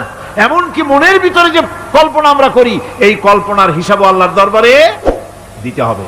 কোরআনে কারীম বলছেন ওয়া ইন তুবদু মা ফি আনফুসিকুম আও তুখফুহু ইউহাসিবকুম বিহিল্লাহ। মনের ভিতরে তুমি যেটা কল্পনা করো সেটা প্রকাশ করো, অথবা তুমি গোপন রাখো, যাই তুমি করো না কেন আল্লাহ রাব্বুল আলামিন এর হিসাবও তোমার কাছে নেবেন। ফায়াগফিরু লিমান ইয়াশাউ ওয়া ইউআযযিবু মান ইয়াশাউ ওয়াল্লাহু আলা কুল্লি শাইইন কাদির। মহান আল্লাহ পাক বলেন, করার পর তোমার মনের ভিতরে কি কল্পনা করেছিলে ওইটার হিসাব আমি নেব। হিসাব নেওয়ার পর যারে খুশি ক্ষমা করে দেব, যাকে খুশি শাস্তি প্রদান করব। সবকিছুর উপরে আল্লাহ রব্বুল আলামিন শক্তিমান, সব তিনি করতে পারেন, সমস্ত কুদরত রয়েছে তার। সুতরাং মানুষদেরকে, আল্লাহর বান্দাদেরকে বিশ্বাস করতে হবে যে আমার কোনো কথা বাদ যাবে না। কথাগুলি রেকর্ড হচ্ছে, কথা রেকর্ড হচ্ছে। আমি যে ওয়াজ করতেছি এই কথাগুলি রেকর্ড হচ্ছে নাকি হচ্ছে না? অনেক টেপ রেকর্ডার রেকর্ড হচ্ছে, অডিও ভিডিও হচ্ছে। আজ থেকে 50 বছর পর যদি এই রেকর্ড বাজানো হয়, আমাকে যদি বলা হয় যে আপনি অমুক জায়গায় অমুক কথা বলেছেন, আমি যদি বলি না আমি কথা বলিনি, তারপরে যদি রেকর্ড বাজানো হয়, তাহলে আমি কথা যে বলি নাই যদি বলি, তাহলে এটা ধরা পড়বে না? সেখানে ধরা পড়বে না? তাহলে এই মানুষের কথা প্লাস্টিকের ফিতায় রেকর্ড করে 50 বছর, 100 বছর, 200 বছর, 500 বছর যদি প্লাস্টিকের ফিতায় এটাকে চলচ্চিত্র করে অথবা টেপ রেকর্ডারে করে যদি ধরে রাখা যায়, এই বুদ্ধিটা কে দিলেন কন্ত দেখি? সবাই কন্যা এই বুদ্ধিটা দিলেন কে? যে আল্লাহ রাব্বুল আলামিন মানুষের মাথায় বুদ্ধি দিলেন, যার দ্বারা সে মানুষের কথাবার্তা অ্যাক্টিভিটি সব ধরে রাখতে পারে। সে আল্লাহ রাব্বুল আলামিন বুঝি আপনার আমার কথা এবং আপনার আমার অ্যাক্টিভিটিসকে তিনি বুঝি ধরে রাখতে পারবেন না কিয়ামত পর্যন্ত? পারবেন কিনা? সেজন্য রাব্বুল আলামিন বলেন, মা ইয়ালফিযু মিন কাওলিন ইল্লা লাদাইহি রাকীবুন আতীদ। সমস্ত কথা রেকর্ড হচ্ছে। সুবহানাল্লাহ কোন জোরে! সমস্ত কথা রেকর্ড হচ্ছে, একটা কথাও বাদ যাবে না। মুখ আছে বলেই কথা বলবেন তা না, হিসাব করে কথা বলতে হবে। গীবত গাওয়া যাবে না, মিথ্যা কথা বলা যাবে না, মিথ্যা ওয়াদা করা যাবে না। মিথ্যা ওয়াদার তো মৌসুম এসে গেছে। কি কোন বোঝেন কথা? হ্যাঁ, মিথ্যা ওয়াদার মৌসুম এসে গেছে। এখন মৌসুমে বাহার, মিথ্যা বলার। কত সুন্দর সুন্দর ওয়াদা, সোনা দিয়ে রাস্তা বানায় দেবো। অভুক্ত মানুষদের বলা হয় না খেয়ে মরবেন না, কিন্তু কি খেয়ে মরবে তাও কয় না। আমরা যদি যাইতে পারি তাহলে মটকির মতো রসগোল্লা বানাই দেব, গরুর গাড়ির চাকার মতো জিলাপি বানাই দেব, খাইতে গিয়ে হা করে শীত হয়ে থাকবে। কত রঙিন রঙিন কথা। মিথ্যা ওয়াদার সময় এসেছে। ভাইরা আমার, পরকাল যদি বিশ্বাস করে সেই ব্যক্তি কিছুতেই মুখ আছে বলেই যা খুশি বলবে না, পরনিন্দা করবে না, পরচর্চা করবে না, হাত আছে বলেই যা তা লিখবে না। ঘটনা হইল একটা, লিখলো আর একটা। কলম একটা আছে বলেই যা খুশি তা লেখা যায় না, মুখ আছে বলেই যা খুশি তা বলা যায় না, চোখ আছে বলেই যা খুশি তা দেখা যায় না। গরু খাওয়া জায়েজ করা হয়েছে বলে গরুর লেজ থেকে মাথা পর্যন্ত পাইকারি দরে সব খাওয়া যায় না। গরু খাওয়া হারাম না হালাল? হালাল। পাইকারি দরে লেজ থেকে মাথা পর্যন্ত সব খাওয়া হালাল না। ওর মধ্যে আল্লাহ কিছু হারাম রেখে দিছে, সেগুলোকে বাইসে খাইতে হবে। আল্লাহ দেখতে চান পাইকারি দরে জম্মের খাওয়া খাও, না আমার হারাম গুলি বাদ দিয়ে খাও, নিষেধ করা গুলি বাদ দিয়ে খাও। মুখ আছে বলেই যা খুশি তা বলা যাবে না, কান আছে বলেই যা খুশি তা শোনা যাবে না, চোখ আছে বলেই যা খুশি তা দেখা যাবে না, হাত পা আছে বলেই যা খুশি তা করা যাবে না। সবটার পেছনে আল্লাহ রাব্বুল আলামিনকে ভয় করা লাগবে। মহান আল্লাহ রাব্বুল আলামিন বলে, বান্দারে তোমার সমস্ত কার্যাবলী এমনকি তোমার চাহনিটা পর্যন্ত কার দিকে কি নিয়তে তাকায়ছো কেউ জানে না, আমি আল্লাহ রাব্বুল আলামিন জানি। وَيَعْلَمُ خَائِنَةَ الْأَعْيُنِ وَمَا تُخْفِي الصُّدُورُ। তোমার অন্তঃকরণ কি জিনিস গোপন করে আর তোমার চক্ষু কি লুকোচুরি খেলে আমি টের পাই। সুবহানাল্লাহ বিহামদি। চশমার ফাঁক দিয়া কি দেখো, কারে দেখো, কি নজরে দেখো, সানগ্লাস পরিয়া কেউ ঠিক পায় না, আমি ঠিক পাই। সুবহানাল্লাহ, জোরে কান সুবহানাল্লাহ। সুতরাং চোখের নজরের হিসাব হবে, হাতের কাজের হিসাব হবে, পায়ের চলার হিসাব হবে, আপনার বলার হিসাব হবে, মুখে যা বলেছেন, যা করেছেন, হাত পাও দিয়ে যা করেছেন সবকিছুর হিসাব হবে কিয়ামতের দিন। আল্লাহর দরবারে সবকিছু উপস্থিত হবে, কোনো জিনিস বাদ পড়বে না। ফামান ইয়ামাল মিসকালা যাররাতিন খায়রান ইয়ারা ওয়া মান ইয়ামাল মিসকালা যাররাতিন শাররান ইয়ারা। ছোট্ট একটা ভালো কাজ যদি করো তাও হাজির করা হবে, সামান্যতম ভালো কামও তোমার বাদ পড়বে না। আর ক্ষুদ্রতম কোনো খারাপ কাজ করলে তাও উপস্থিত করা হবে, সব তোমার সামনে, কোনো জিনিস বাদ পড়বে না, সব দেখতে পাবে কিয়ামতের দিন। ভালো কাজটাও আর খারাপ কাজটাও আল্লাহর কাছে সেদিন আল্লাহ পাক মানুষের সামনে উপস্থিত করে দিবেন। আল্লাহ পাক বলছেন সেদিন এই জমিন তার ভিতরে যা লুক্কায়িত ছিল জমিন সব বের করে দেবে। কান্নাহুম জারাদুম মুনতাশির, টিড্ডি ফড়িংগুলি পোকাগুলি মাটির থেকে যেমন বেরোয়, এ মাটির ভিতরে যা আছে কিয়ামতের দিন সব মাটি বের করে দেবে। ইযা যুলজিলাতিল আরদু জিলজালাহা ওয়া আখরাজাতিল আরদু আসকালাহা ওয়া ক্বালাল ইনসানু মা লাহা। এ জমিনকে ঝাঁকি মারা হবে প্রবল এক ঝাঁকুনি, প্রবল এক ঝাঁকুনিতে এই পৃথিবীর মধ্যে যা কিছু আছে সব বেরিয়ে যাবে। সুবহানাল্লাহ কইতে ইচ্ছা করে না মিয়ারা? এক ঝাঁকুনিতে পৃথিবী সব বের করে দেবে। মানুষ হয়রান হয়ে বলবে কি হয়েছে, এ মাটির হলোটা কি? আমার বন্ধুগণ, মানুষ হয়রান হয়ে গিয়ে বলবে মাটির কি হলো? আল্লাহ রাব্বুল আলামিন বলেন ইয়াউমাইযিন তুহাদ্দিসু আখবারাহা বিআন্না রাব্বাকা আওহা লাহা। জমিনের উপরে যা ঘটেছে জমিন তা সব বের করে দেবে, সব প্রকাশ করে দেবে। আর এটা এই জন্য হবে যেহেতু তার রবের হুকুম হয়েছে, তার রব হুকুম করেছে বের করে দে। জমিনের ভিতরে আছে যা সব বেরিয়ে যাবে, আকাশ ভেঙে পড়বে, পাহাড় উড়ে যাবে, জমিনের ভিতরে যা আছে সব উপরে চলে আসবে। পৃথিবীতে সব শেষ, কিচ্ছু নাই, আকাশ নাই, পাহাড় নাই, সমুদ্র নাই, সব একাকার। চন্দ্র নাই, সূর্য নাই, তারকা নাই, গ্যালাক্সি নাই, মহাশূন্য নাই, সব শেষ। আল্লাহ রাব্বুল আলামিন সমস্ত ফেরেশতাদেরকে শেষ করে দিবেন, সকলের মওত হয়ে যাবে, কেউ আর থাকবে না। এমনকি হযরতে আজরাইল মালাকুল মউত তিনিও থাকবেন না, সব আল্লাহ রাব্বুল আলামিন মৃত্যু করে দিবেন। এরপরে আল্লাহ রাব্বুল আলামিন একা তিনি বলবেন ইয়া দুনিয়া, ইয়া দুনিয়া আইনা আনহারুকি, এ পৃথিবী তোর সেই সমুদ্রগুলো কোথায়, নদীগুলি কোথায়?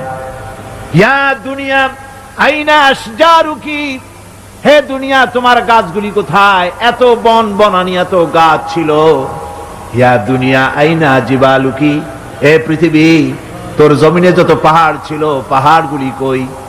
যত স্বৈরাচার ছিল জমিনের উপরে, যারা স্বৈরাচারী মনোবৃত্তি নিয়ে মানুষ ধ্বংস করেছে, দেশ ধ্বংস করেছে, মায়ের বুক খালি করেছে, ওই স্বৈরাচারগুলি কই? কোনো জবাব নাই। আল্লাহ পাকের পরে বলবেন লিমানিল মুলকুল ইয়াউম, কার রাজত্ব? আজকে রাজত্বটা কার? আল্লাহ তিনবার আওয়াজ দিবেন, আজকে রাজত্ব কার? আল্লাহ পাক যখন তিনবার করে ডাক দিবেন, কোনো জবাব নাই, কোনো জবাব নাই। কে জবাব দেবে? আল্লাহ রাব্বুল আলামিনের সামনে কার ক্ষমতা আছে কথা বলার? কেউ তো নাই, সব শেষ। আল্লাহ পাক বলবেন লিল্লাহিল ওয়াহিদুল কাহ্হার, একমাত্র পরাক্রমশালী আল্লাহ রাব্বুল আলামিনের রাজত্ব আজ। সেই হাসরের মাঠে আমাদের সকলকে উপস্থিত হয়ে যেতে হবে। কেউ আমরা এখান থেকে বাঁচতে পারবো না, সবাইকে উঠতে হবে। অপরাধীরা সেখানে অসহায় হয়ে যাবে, অপরাধীরা অসহায় হয়ে যাবে। আল্লাহ পাক বলেন ফাইদা জাআতিস সাখাতু ইয়াওমা ইয়াফিরুল মারউ মিন আখিহি ওয়া উম্মিহি ওয়া আবিহি ওয়া সাহিবাতিহি ওয়া বানিহি, অবশেষে যখন কান ফাটানো আওয়াজ আসবে, এই আওয়াজ সেদিন মানুষ নিজের মা বাপ ভাই বোন সব থেকে বিচ্ছিন্ন হয়ে যাবে, সব একের থেকে আরেকজন পালায়ে যাবে, হারায় যাবে, কেউ কাউকে আর খুঁজে পাবে না। সেদিন ওই কিয়ামতের মাঠে বিভীষিকাময় দৃশ্য, মানুষ হয়রান হয়ে যাবে।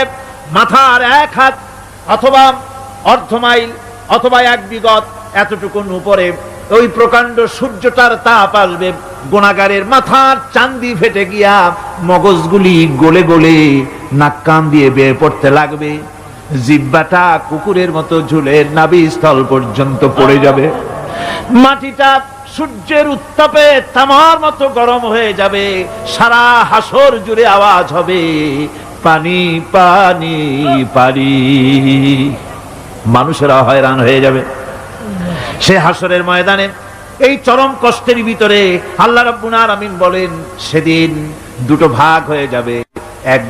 একদল মানুষের চেহারা আলোয় ঝলমল হয়ে যাবে, আর একদল মানুষের চেহারাগুলি কালো হয়ে যাবে। উজুহু ইয়াওমাইযিন মুসফিরাতুন দাহিকাতুন মুস্তাবশিরা ওয়া উজুহু ইয়াওমাইযিন আলাইহা গাবারা।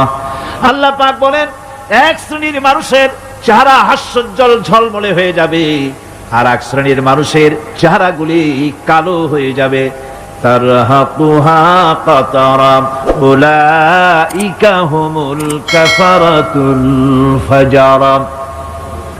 হাস্যোজ্জ্বল, স্বচ্ছন্দপূর্ণ, সুন্দর, উজ্জ্বল ঝলমলে চেহারা হবে ঈমান আনার কারণে, পরকালকে বিশ্বাস করার কারণে, আল্লাহ এবং রাসূলের কথা অনুযায়ী জীবন যাপনের কারণে চেহারাটা উজ্জ্বল হয়ে যাবে।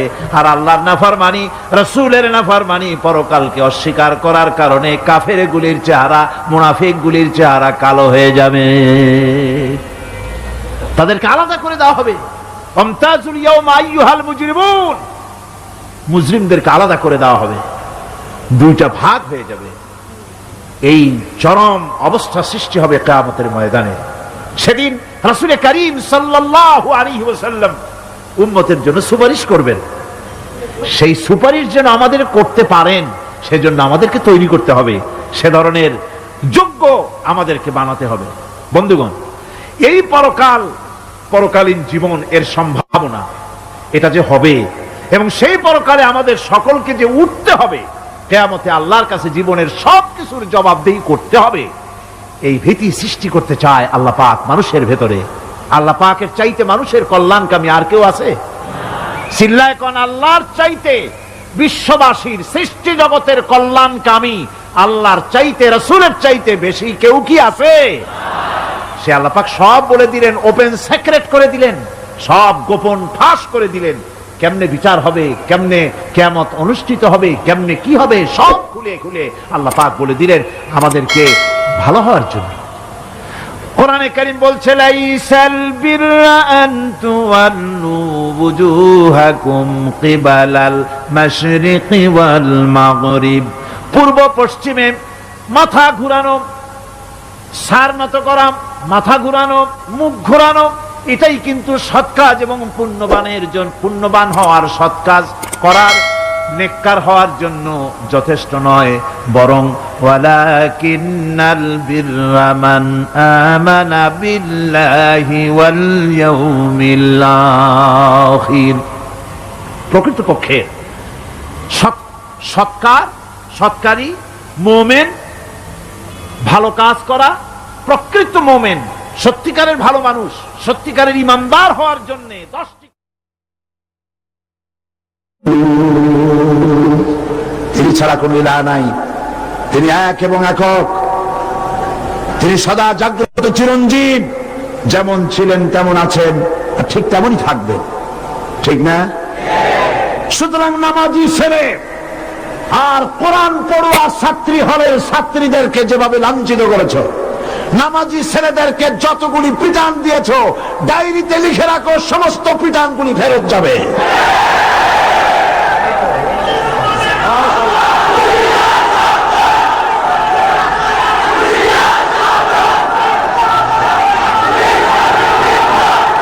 রাসূল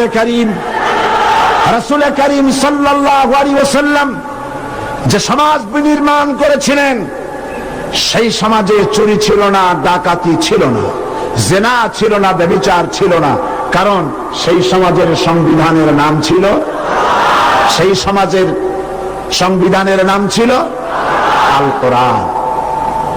এই আল কোরআন আমাদের সংবিধান। আমেরিকান প্রেসিডেন্ট বিল ক্লিন্টন প্রেসিডেন্টের শপথ গ্রহণের সময় যদি তাদের বাইবেল স্পর্শ করে তারা শপথ নেয়, তাতে তারা মৌলবাদী হয় না। তাদের পতাকার ভিতরে, তাদের গানের মধ্যে তাদের ডলারের উপরে স্রষ্টার নাম লেখা রয়েছে, তাতে তারা মৌলবাদী হয় না। কিন্তু আজ মৌলবাদীর গন্ধ সরকার সর্বত্র খুঁজে বেড়ায়। কাজী আরেফ হত্যা হলো, মৌলবাদের গন্ধ খুঁজে পেল। উদিচি, সেখানে বোমা বিস্ফোরণ হলো, মসজিদের ইমাম ধরে নিয়ে গ্রেফতার করলো, মারধর করা হলো।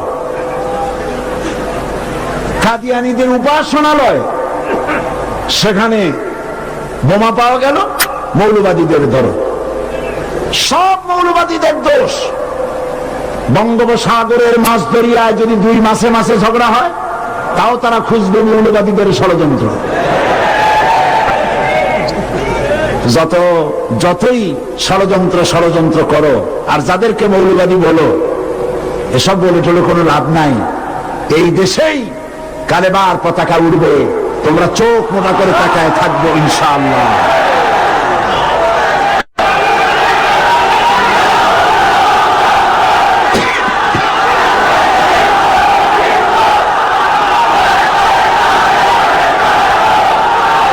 এখন বলতে চাই, বসে, আরে ভাই এ কি আশ্চর্য কথা। স্লোগান দেন তা তো ঠিক আছে, কিন্তু দাঁড়াবেন কেন? জোশের চড়ে যদি সবাই দাঁড়ান, তাহলে আমি কি করব? বসে বসে তারপরে কাজ করেন ইনশাআল্লাহ। জি, তো রাসূল করিম সাল্লাল্লাহু আলাইহি ওয়াসাল্লাম রিসালাতের উপর ঈমান। আমি আবারও বলি, মিলাদ শরীফ পড়ে, মিছিল করে, জশ্ন জুলুস করে রাসূলের রিসালাতের উপর ঈমানের দাবি পুরো করা যাবে না। এই দাবি পূর্ণ হবে রাসূলুল্লাহ যেভাবে রাষ্ট্র তৈরি করেছিলেন, সেইভাবে রাষ্ট্রীয় ক্ষমতা হাতে নেন, তাহলেই সেই হক পুরা হবে। রাসূলুল্লাহ কি করেছিলেন?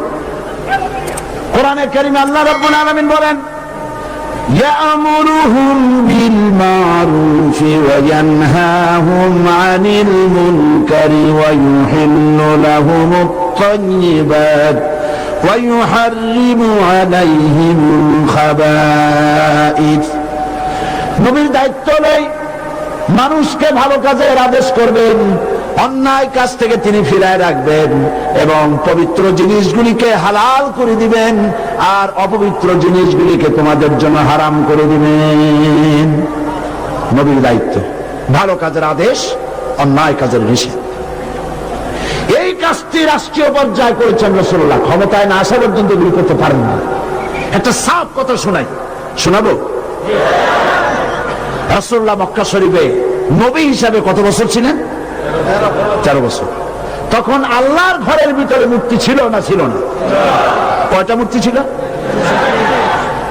13 বছরের ভেতরে রাসূলুল্লাহ সাল্লাল্লাহু আলাইহি ওয়াসাল্লাম আল্লাহর ঘরের মধ্যে 13টি মূর্তির একটি মূর্তিকেও 1 ইঞ্চি জায়গা সরাইতে পারছেন? পারে না। কিন্তু যখন মদিনায় তাইয়্যিবায় যখন এলেন, আজকে রাসূল শুধু রাসূল নন, একদিকে রাসূল আর একদিকে তিনি একটি দেশের প্রেসিডেন্ট। সুবহানাল্লাহ। আজ রাসূল, যে রাসূল রাতের আধারে হযরত আবু বকর রাদিয়াল্লাহু তাআলা আনহুকে সঙ্গে করে নিয়ে গোপনে ডাইরেক্ট রাস্তা না দিয়ে ঘুরে ভিন্ন রাস্তায় তিনি এসেছিলেন মদিনা মুনাওয়ারায়, আজ সেই নবী একা নন, 10,000 সৈন্য রাসূলের সাথে, 10,000 তরবারি, রূপলি তরবারির চমকে মানুষের চোখ থির হয়ে যাচ্ছে, ভয়ে কলিজা গলার কাছে এসেছে। আজকে রাসূল যখন কাবা শরীফ দখল করলেন, কাবা শরীফের ভেতরে প্রবেশ করলেন, মূর্তিগুলো সব খাড়া ছিল, হুজুরের হাতে একটা লাঠি ছিল। এই লাঠি দিয়ে রাসূল করিম সাল্লাল্লাহু আলাইহি ওয়াসাল্লাম মূর্তির মাথার উপর আঘাত করলেন আর বললেন, কুল জাআল হক ওয়া যাহাকাল বাতিল ইন্নাল বাতিলা কানা যাহুকা। বলো সত্য সমাগত, মিথ্যা হোক অপসৃত। পিটাইয়া সমস্ত মূর্তিগুলিকে রাস্তার বাইরে ফেলে দিলেন, মূর্তি ভেঙে চুরমার করে দিলেন। রাসূল যে মূর্তি ভাঙলেন, আজ সেই মূর্তি আমার দেশে গড়ছে। বিশ্বকবি আল্লামা ইকবাল বলেছেন, বুত शकन उठ गए बाकी जो रहे बुत गर है, बुत शकन उठ गए बाकी जो रहे बुत गर है, था बिराहिम पेदर और पेसर आजर है। মূর্তি বিনাশকারী যারা ছিল পৃথিবীতে তারা বিদায় হয়ে গেছেন, আজ যারা বেঁচে আছে তারা মূর্তি নির্মাণকারী। সে যুগে আজরের পয়দায় ইব্রাহিমের জন্ম হতো, আর আজ ইব্রাহিমের পয়দায় মূর্তি নির্মাণকারী আজরদের পয়দা হতেছে। মুসলমানের কি হয়েছে আমি বুঝি না। এই লক্ষ লক্ষ মুসলমানদের কোনো দাম নাই, বিড়ালের মতো 500 বছর বেঁচে থাকার দাম নাই। তোমাকে যখন কবরের মধ্যে শোয়ানো হবে, আল্লাহ নবী বলেন অন্ধকার কবর, যেখানে নাই কোনো বাতি নাই কোনো সাথী, ঠিক কিনা বলেন? কবর আমাদেরকে প্রতিদিন ডাকে। আল্লাহ রসুল বলেন এ ইয়া বানি আদম আনা কবরুত তুরাব, আমি কবর হলাম মাটির ঘর, আনা কবরুল গুরফা, আমি কবর হলাম অন্ধকার ঘর, ঠিক কিনা বলেন? আমি কবর মাটির ঘর, আমি কবর অন্ধকার ঘর। এই কবরে তোমরা বাতি ছাড়া এসো না, এই কবরে তোমরা বিছানা ছাড়া এসো না, ঠিক কিনা বলেন? সাহাবায়ে কেরাম এই কথা শোনার পরে আল্লাহ রাসূলকে প্রশ্ন করলেন, ওগো আল্লাহর নবী, কবরের ভিতরে জানালা নাই, দরজা নাই, বাতি নাই, বিছানা নাই, কিভাবে অন্ধকার কবরে থাকবো আমরা? আল্লাহর নবী বলে, ও সাহাবীরা, আমার উম্মতকে বলে দিও, তারা যদি দুনিয়ার জমিনে এই কোরআনকে ভালোবাসে, এই কোরআনকে মহাব্বত করে, ওই ব্যক্তি ইন্তেকাল করার পরে যখন তাকে কবরের মধ্যে শোয়ানো হবে, ওই অন্ধকার কবরে শোয়ানোর সাথে সাথে আল্লাহর কোরআন তার কবরে যায় হাজির হয়ে যাবে। আরো জোরে বলেন সুবহানাল্লাহ। ইযা উদিআল মাইয়িতু ফি কবরিহি জাআল কুরআনু ইনদা রাসিহি, রাসুন মানে আলো, রাসুন মানে কি? আলো। আল্লাহ নবী বলে, উম্মত, যখন তোমাকে কবরের মধ্যে শোয়ানো হবে, এই কোরআন যায়া তোমার কবরটাকে আলোকিত করবি। যদি কোরআনকে ভালোবাসেন, মান তাশাব্বাহা বিকওমিন ফাহুয়া মিনহুম, আল্লাহ রাসূলের হাদিস। দুনিয়ার জমিনে যার সাথে যার সম্পর্ক হবে, তার সাথে হাসর হবে, ঠিক কিনা বলেন? তোমার সম্পর্ক থাকে যদি কোনো গায়িকা নায়িকার সাথে, তোমার সম্পর্ক যদি থাকে কোনো খেলোয়াড়ের সাথে, ঠিক কিনা বলেন? এই দুনিয়ার জমিনে যদি তুমি তো কোনো গায়িকা নায়িকাকে ভালোবাসো, কোনো খেলোয়াড়কে ভালোবাসো, যারা হারাম কাজ করে তাদেরকে যদি ভালোবাসো, তাহলে তুমি মনে রেখো হাসরের ময়দানও তাদের সাথেই তোমার হাসর নাসর হবে, ঠিক কিনা বলে? আর যারা দুনিয়ার জমিনে আল্লাহর কোরআনকে ভালোবাসে, আলেম ওলামাদের ভালোবাসে, সুবহানাল্লাহ বলেন। কাদেরকে ভালোবাসি? হাফেজি কোরআনদেরকে ভালোবাসে, আলেমদেরকে ভালোবাসে, আলেমদেরকে মহব্বত করি। আল্লাহর নবী বলেন, হাসরের ময়দানে এই সমস্ত ব্যক্তিদের হাসর নাসরও হবে আলেমদের সাথে, কোরআনওয়ালাদের সাথে, সুবহানাল্লাহ বলেন। আর যারা দুনিয়ার জমিনে আল্লাহর কোরআনকে ভালোবাসবে না, যারা দুনিয়ার জমিনে আল্লাহর কোরআনকে মহব্বত করবে না, আলেম ওলামাদের সাথে সম্পর্ক রাখবে না, তাদের সম্পর্ক, তাদের হাসর হবে ওই গাঁজাখোরদের সাথে, ফেন্সিডিল খোরদের সাথে, মদ খোরদের সাথে, ঠিক কিনা বলেন? রাগ করতেছেন নি? রাগ করেন না বাবা। আমি যেটা বললাম, এই কোরআনের তেলাওয়াত শোনার পরে কোন মুসলমান ঘরে থাকতে পারে না যদি তার ঈমানের পাওয়ার থাকে। ও যুবক মুসলমান, এই কোরআনের তেলাওয়াত শোনার পরে, মসজিদের মিনারের আজান শোনার পরে তোমার ঈমান যদি তোমাকে মসজিদে আনতে না পারে, কোরআনের তেলাওয়াত শোনার পরে তোমার ঈমান যদি তোমাকে ঘর থেকে, চায়ের দোকান থেকে, রাস্তা থেকে কোরআনের মাহফিলে আনতে না পারে, তাহলে তুমি মনে রাখো তোমার এই ভাঙ্গা ঈমান তোমাকে জান্নাতেও নিতে পারবে না। পারবে?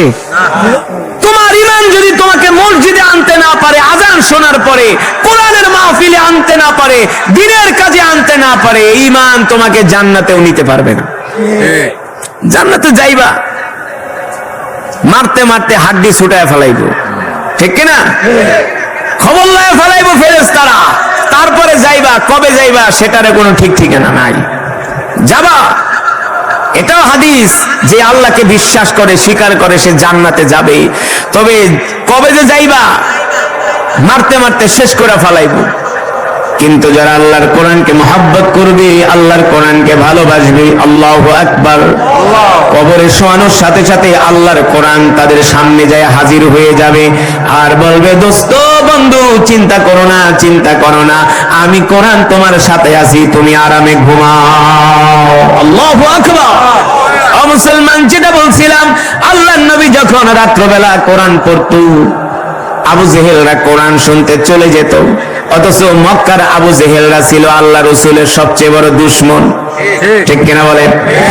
যখন প্রতিদিন আবু জেহেলরা কোরআন শুনতে আসতো, তখন মক্কার মানুষগুলো জেনে ফেলেছে যে মক্কার বড় বড় নেতারা মুহাম্মদের কোরআনের তেলাওয়াত শোনার জন্য মক্কার বড় বড় লিডারেরা বাইতুল্লাহে যায়, খানায়ে কাবার চত্বরে, বাইতুল্লাহর চত্বরে যে মুহাম্মদের তেলাওয়াত শোনে। এই খবর জানাজানি হওয়ার পরে মক্কার সব মানুষগুলো আল্লাহ রসুলের কোরআন তেলাওয়াত শোনার জন্য ভিড় জমাতো। এই কোরআনের এমন পাওয়ার, ওয়াইযা তুলিয়াত আলাইহিম আয়াতুহু যাদাতুহুম ঈমানা, কোরআনের তেলাওয়াত শুনলে ঈমান বেড়ে যায়। এটা কি আমার কথা? কে বলছেন? আল্লাহ। জোরে বলুন। এই কোরআন এমন কিতাব, আজ পর্যন্ত কোরআনের মধ্যে একটা নক্তা জের জবর পেশের মধ্যে কেউ ভুল ধরতে পারে নাই। পারছে? কত বিজ্ঞানী, কত দার্শনিক, কত কবি, না, সক্রেটিস, আইনস্টাইন, নীল আর্মস্ট্রং, কত বড় বড় দার্শনিক পৃথিবীতে আসলো আর গেল, কিন্তু আল্লাহর কোরআনের একটা নক্তা জের জবর পেশের মধ্যে ভুল ধরতে পারে না। পারছে? পারে নাই, পারবেও না।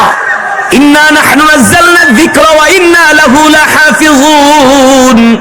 আল্লাহ রাব্বুল আলামিন বলেন, নবী, এই কোরআন আমি আপনার উপর নাজিল করেছি, আর এই কোরআন হেফাজতের দায়িত্ব আমি আল্লাহ নিজ হাতে গ্রহণ করেছি। জোরে বলেন সুবহানাল্লাহ। মুসলমান, এই কোরআন কত বিস্ময়কর কিতাব, মানুষ চিন্তা করে না। একটা মানুষ 10টা কবিতার লাইন মুখস্থ রাখতে পারে না। ছোটবেলায় কত কবিতা পড়ছি না, আমাদের ছোট নদী চলে বাঁকে বাঁকে, বৈশাখে মাসে তার কি হাঁটু জল থাকে, 2 কলির পরে আর মনে নাই। কিন্তু তুখোর মেধার অধিকারী ছিলাম, কত কবিতা পড়েছি, কত রচনা, কত উপন্যাস পড়েছি, মনে নাই। কিন্তু 30 বছর আগে কোরআন মুখস্থ করছি, 30 বছর পর্যন্ত এই কোরআন দিয়া তারাবি পড়াই। এই যে সামনে রমজান আসতেছে, যখন তারাবিতে দাঁড়াই মনে হয় কিছুই মুখস্থ নাই, সব ভুলে গেছি। মসজিদে যখন যাই মনে আসে না, মনে হয় ভুলে গেছি। কিন্তু নামাজে দাঁড়ানোর সাথে সাথে শুধু আসতেই থাকে। জোরে বলেন সুবহানাল্লাহ। বিস্ময়কর কিতাব না? সুবহানাল্লাহ। 7-8 বছরের বাচ্চারা কোরআন মুখস্থ করে, অথচ তারা একটা কবিতা ভালো করে মুখস্থ করতে পারে না, ঠিক কিনা বলেন? আল্লাহু আকবার। মুসলমান, আপনাদেরকে কিভাবে বুঝাবো, কিভাবে বুঝাইলে আপনারা বুঝবেন? কিন্তু আমাদের যেই কোরআন, বাংলাদেশের কোরআন, আমেরিকার কোরআন, সৌদি আরবের কোরআন, ইরাকের কোরআন, অস্ট্রেলিয়ার কোরআন, কানাডার কোরআন, সারা পৃথিবীতে ফ্রান্সের কোরআন, জার্মানির কোরআন, সারা পৃথিবীর কোরআনগুলো এক জায়গায় করেন। বাংলাদেশের কোরআনে যেখানে সূরা ফাতিহা লেখা, আমেরিকার কোরআনেও সেখানে সূরা ফাতিহা লেখা। কিন্তু খ্রিস্টানদের ধর্মীয় কিতাব বাইবেলের সাথে একটার সাথে আরেকটার মিল পাবেন না, ঠিক কিনা বলেন? এই যে রমাদান মাস আছে, এক কোরআন দিয়া সারা পৃথিবীতে খতমে তারাবি পড়ানো হয়, ঠিক কিনা বলেন? এই কোরআন এমন এক কিতাব, এই কোরআন এমন এক কিতাব। আল্লাহ রাব্বুল আলামিন বলেন, ওয়া ইযা কুরিআল কুরআনু ফাসতামিউ লাহু ওয়া আনসিতু লাআল্লাকুম তুরহামুন।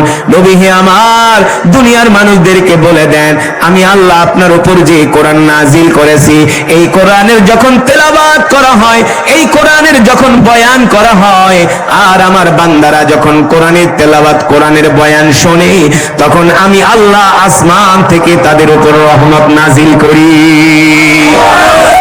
এই যে আমি কোরআনের তেলাওয়াত বয়ান করতেছি, আপনারা শুনতেছেন, আমাদের উপরে আল্লাহর রহমত নাজিল হচ্ছে। সুবহানাল্লাহ বলেন। খুশি নাকি বেজার? অথচ মুসলমান এই কোরআনের মজমায় আসতে চায় না, ঠিক কিনা বলেন? মুসলমান হাসতে হাসতে জাহান্নামের দিকে যায়, কিন্তু কোরআনের মজমায় আসতে চায় না। অথচ এই কোরআন এমন এক কিতাব, যেই কোরআনের জন্য আল্লাহ রসুল উহুদের ময়দানে দান দান মোবারক শহীদ করেছেন, আল্লাহ রসুল তায়েফের ময়দানে রক্ত দিয়েছেন, এই কোরআনের জন্য রসুলের সাহাবীরা জীবন দিয়েছে, ঠিক কিনা বলেন? এই কোরআনের জন্য রসুলের সাহাবীরা জীবন দিয়েছে। যেটা বলছিলাম, আল্লাহ রসুল যখন বাইতুল্লাহ কোরআন পড়তেন, মক্কার বড় বড় লিডারেরা আল্লাহ রসুলের কোরআন শুনতে আসে। মক্কার সব মানুষগুলো জেনে গেছে, এখন মক্কার আপামর জনতা সব রাত 3টা বাজে বাইতুল্লাহর চত্বরে বসে আল্লাহ রসুলের কোরআন শোনে। এইভাবে মক্কার প্রতিটা মানুষ আল্লাহর কোরআনের তেলাওয়াতের পাগলে তারা পাগল হয়ে যায়। কোরআন তেলাওয়াত শোনার জন্য তারা আকুল হয়ে যায়। কোরআন তেলাওয়াত শোনার জন্য তারা বাইতুল্লাহর চত্বরে আইসা ভিড় জমায়। এই দৃশ্য যখন মক্কার বড় বড় লিডাররা উপলব্ধি করলো, তারা যখন বুঝতে পারলো এইভাবে যদি মুহাম্মদের কোরআন তেলাওয়াত মক্কার মানুষগুলো শুনতে থাকে, তাহলে আর কিছুদিন পরে মক্কায় কোনো কাফের খুঁজে পাওয়া যাবে না, সব কালেমা পড়ে মুসলমান হয়ে যাবে। তাহলে কি করা যায়? মক্কার কাফেররা দারুন নাদওয়া একটা বৈঠক ডাকলো, এই আবু জেহেলের সভাপতিত্বে, যে একটা বৈঠক করা দরকার, যেইভাবে করে মক্কার যুবকরা, মক্কার বৃদ্ধরা, মক্কার নারী পুরুষ সবাই যেভাবে মুহাম্মদের কোরআনের তেলাওয়াতের পাগল হয়ে গেছে, এইভাবে যদি তারা কোরআন শোনে, আর কিছুদিন পরে আর মক্কায় কোনো কাফের খুঁজে পাওয়া যাবে না। কি করা যায়? আবুল আহাব, আবু সুফিয়ান, ওলীদ ইবনে মুগিরা। ওলীদ ইবনে মুগিরা ছিল সবচেয়ে বদ স্বভাবের মানুষ, আল্লাহ রসুলের সবচেয়ে বড় দুশমন। এই ওলীদ ইবনে মুগিরা বলল, আবু জেহেল একটা আইন করো, আইন পাস করো, আগামী কাল থেকে কেউ যদি মুহাম্মদের কোরআন শুনতে যায়, তাহলে তার 10 বছরের জেল। কত বছর? 10 বছরের জেল। আর 144 জারি করে দাও কাবার চতুর্পাশে, যাতে কোনো মানুষ আর না আসে। মুহাম্মদের তেলাওয়াত শুনবে তো দূরের কথা, আসলেই 10 বছরের জেল। আর পুরো 144 জারি করো, কেউ যাতে আশেপাশেও না আসে, আসলে ধরে তাদের জেলখানায় ঢোকানো হবে। মুসলমান, আল্লাহ রসুলের সাহাবীরা আল্লাহ রসুলের জবানে কোরআন শুনতে যেতেন রাত গভীরে লুকিয়ে লুকিয়ে, কারণ কাফেরদের ভয়ে যেতে পারতেন না। কাফেররা আল্লাহ রসুলের সাহাবীদেরকে দেখলেই তারা শারীরিক নির্যাতন করত, যে মুহাম্মদের কোরআন কেন শুনতে যাও? আজকে আমরা সেই রসুলের উম্মত হইয়া আজকে আমরা নামাজও পড়ি না, কোরআনও পড়ি না, ঠিক কিনা বলে? বাংলাদেশ এই কোরআনের সংস্পর্শে এসে কত খারাপ মানুষ ভালো হয়ে গেছে, ঠিক কিনা বলেন? কত চোর ডাকাত, কত সন্ত্রাস আল্লাহর কোরআনের তেলাওয়াত শোনার পরে, আল্লাহর কোরআনের বয়ান শোনার পরে তাদের পরিবর্তন হয়ে গেছে। ওই যে মক্কার বড় বড় কাফেররা বৈঠকে বসছে, আজ থেকে কেউ যাতে মুহাম্মদের কোরআন শুনতে না আসে, আইন করো, আইন পাস করো, কেউ যাতে কাবার চত্বরে না আসে, কাবার আশেপাশেও না আসে। মক্কার কাফেররা আইন করলো, মক্কার গলিতে গলিতে মাইকিং করে দিল, পোস্টার লাগাই দিল, সাবধান, আজকের পর থেকে আর কেউ মুহাম্মদের কোরআন শুনতে যাবা না, গেলে 10 বছরের জেল। মুহাম্মদের কোরআন শোনার জন্য কোন যুবক, কোন পুরুষ ঘর থেকে রাত্রেবেলা বের হবা না, ধরতে পারলে কিন্তু 10 বছরের জেল। এই আইন আবু জেহেল, আবুল আহাব, উতবা, শাইবা, ওলীদ ইবনে মুগিরারা তারা মিটিং এ বসে রাত্রেবেলা আইন করছে। রাত্রবেলা আইন পাশ করার পরে নেতারা যার যার বাড়িতে চলে গেছে, আবু জেহেলও বাড়িতে চলে গেছে। এবার আবু জেহেল চিন্তা করে, আজকে তো আইন পাশ করলাম, কেউ যাতে মোহাম্মদের কোরআন শুনতে না আসে। আজকে আইন পাশ করলাম, কেউ যাতে মোহাম্মদের কোরআন শুনতে না আসে। যেহেতু আজকে আইন পাশ করছি, তার মানে গরম গরম অবস্থা। একটা আইন পাশ করলে কিছুদিন গরম থাকে না? খুব গরম থাকে যে কোনো আইন। আবু জেহেল বলে, আজকে আইন পাশ করছি, তার মানে আজকে এলাকা গরম, আজকে আর কেউ মোহাম্মদের কোরআন শোনার জন্য যাবে না। তাইলে একটা কাজ করি, এই সুযোগটা আমি নিজে কাজে লাগাই। এই সুযোগে আমি একা যাইয়া মোহাম্মদের কোরআন শুনে আসি, কেউ তো আর ঘর থেকে ডরে বের হবে না। এবার আবু জেহেল ঘড়ির দিকে তাকায় আছে, কখন রাত 3টা বাজবি। যখন রাত 3টা বেজে গেল, আবু জেহেল যাওয়ার জন্য প্রস্তুতি নিতেছে। সিরাতের কিতাবের মধ্যে আসছে, একটা না, দুইটা না, 3টা কম্বল আবু জেহেল শরীরে আবৃত করেছে। 3টা কম্বল দেয়া শরীর ঢাকছে, কারণ প্রচন্ড ঠান্ডা। আবু জেহেল আল্লাহ রসুলের কোরআন শোনার জন্য প্রস্তুতি নিচ্ছেন। হঠাৎ করে আবু জেহেলের স্ত্রী, তার নাম হলো উম্মে জামিল, আবু জেহেলের স্ত্রী, সেও টের পায়া গেছে যে আজকে মনে হয় আবু জেহেল মোহাম্মদের কোরআন শুনতে যাবে। আবু জেহেলের স্ত্রী উম্মে জামিল কোনো কথা বলে না, ঘুমের ভান ধরা, সেও ঘুমানোর ভান ধরতেছে। যখন আবু জেহেল রেডি হইয়া 3টা কম্বল পেঁচিয়ে হাতে একটা কুপি নিয়া যখন ঘরের দরজায় গেলেন, ঘরের আংটা খোলার জন্য যখন হাত দিলেন, আংটাটা খুললেন, হঠাৎ করে দরজার ভিতরে একটা টাঙ্কেরা শব্দ হয়েছে। শব্দ হওয়ার সাথে সাথে আবু জেহেলের স্ত্রী উম্মে জামিল ঘুমের থেকে লাফ দিয়া বৈশা পড়ছে। বৈশা বলে, ইয়া আবা জাহেল, এ আবু জেহেল, তুমি এত রাত্রে কোথায় যাও? এত রাত্রে তুমি কোথায় যাও? ঘর থেকে কোনো বের হও। আবু জেহেল বলে, উম্মে জামিল, আমাকে ডিস্টার্ব করো না। আবু জেহেলের স্ত্রী বলে, আবু জেহেল, এত রাত্রে তুমি কোথায় যাও? আমাকে না বললে আমি তোমাকে ঘর থেকে বের হতে দিব না। আবু জেহেল বলে, মনে মনে চিন্তা করে, আমি যদি আমার স্ত্রী উম্মে জামিলের কাছে বলি আমি মোহাম্মদের কোরআন শোনার জন্য যাইতেছি, আর উম্মে জামিল যদি মক্কার মানুষদেরকে আগামীকাল বলে দেয়, তাহলে মক্কার সব মানুষ আমাকে জুতার মালা পরাবে। ঠিক কিনা? যে আপনি নিজে আইন পাশ করে আপনি নিজেই মোহাম্মদের কোরআন শুনতে যান, আপনি নিজে আইন পাশ করে আপনি নিজেই মোহাম্মদের কোরআন শুনতে যান, তার মানে নেতা হওয়ার যোগ্যতা আপনার নাই। আবু জেহেল বলে, না, স্ত্রীরা বলাই যাবে না, কারণ মহিলাদের পেটে কিন্তু কথা থাকে না, জানেননি? মহিলাদের পেটে কথা থাকে না, তারা 3-4 বান্ধবী এক জায়গায় বইলে সেই 24 বছর আগের ঘটনা সব কয়া দেয়। মহিলার একটু আবেগ প্রবণ। আবু জেহেল তো বুদ্ধিমান মানুষ, কয় তুমি আমার স্ত্রী হইতে পারো, তোমাকে যদি আমি বলি যে আমি মোহাম্মদের কোরআন শুনতে যেতেছি, তাহলে তুমি সকালবেলা উঠা পুরা সার্কুলার দিয়ে দিবা, আর মক্কার মানুষ আমারে পিটাইব, এই কথা তোমাকে বলা যাবে না। উম্মে জামিল বলে, আবু জেহেল কোথায় যাইবা বলো? আবু জেহেলকে, ধর বেটে চুপ থাক, কই যাবো, তোর কাছে কইতে হবো নাকি? না, এত সোজা নাকি? কোথায় যাবা না বললে আমি তোমাকে ঘর থেকে বের হতে দিব না। নাসর বান্দা উম্মে জামিল তাকে ঘর থেকে বের হতে দিবেই না, আবু জেহেলের স্ত্রী।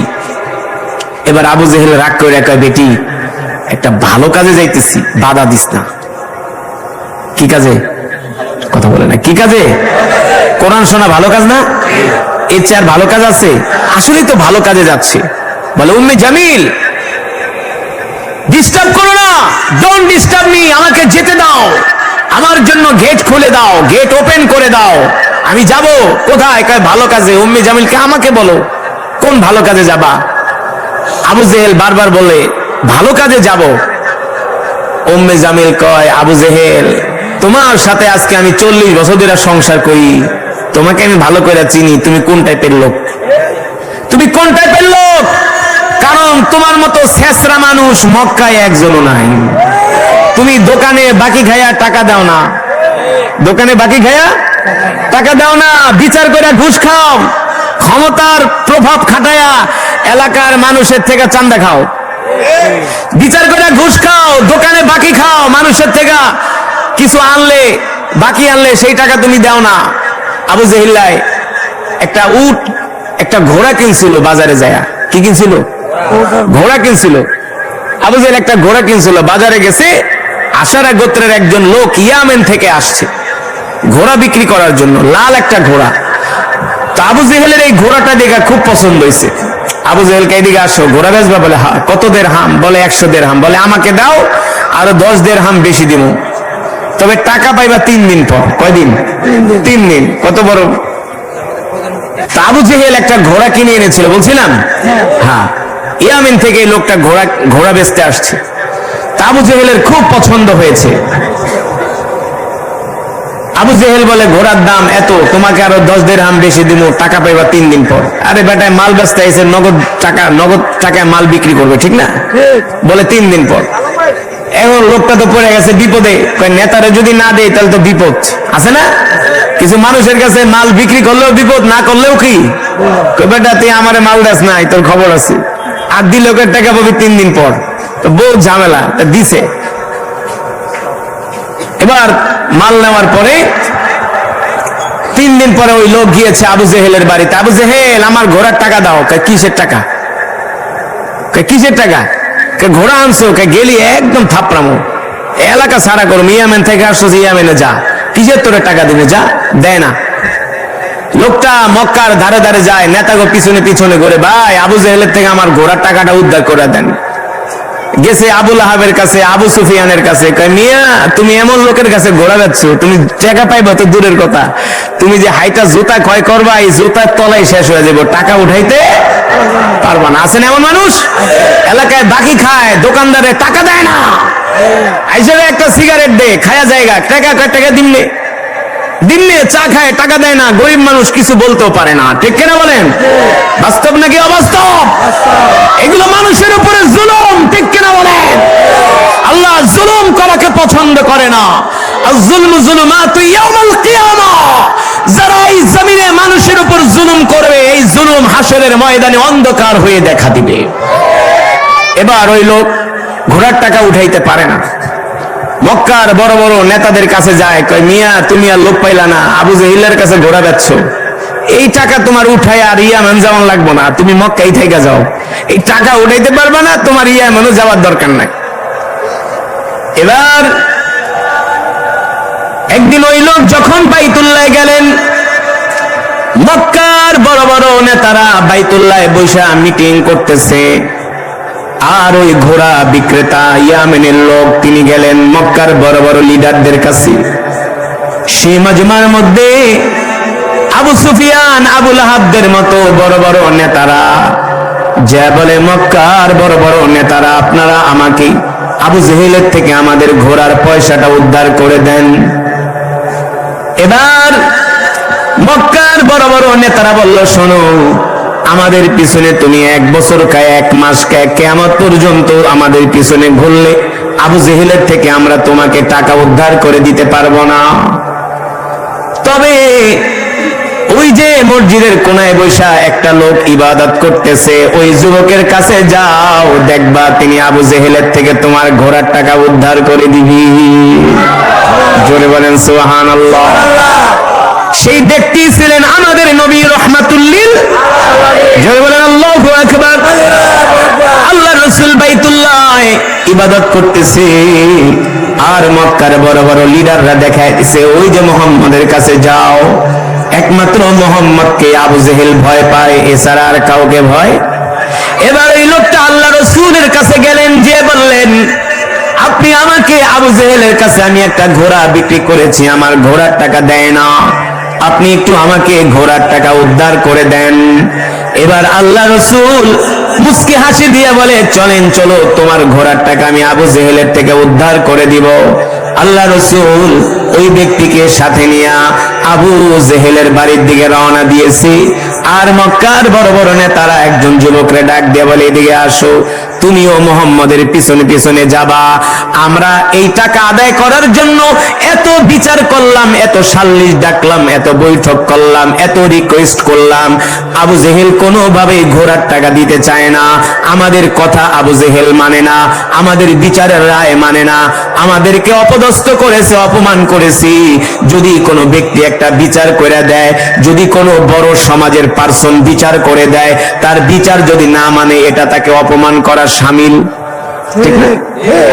এলাকার মুরব্বীরা যদি একটা বিচার করে দেয়, সেই বিচার যদি সে না মানে, এলাকার একজন লোক একটা অপরাধ করলো, বিচার করে দিল, সেই বিচারের রায় না মানা মুরব্বীদেরকে অপমান করা, নেতাদেরকে অপমান করা, ঠিক কিনা বলেন?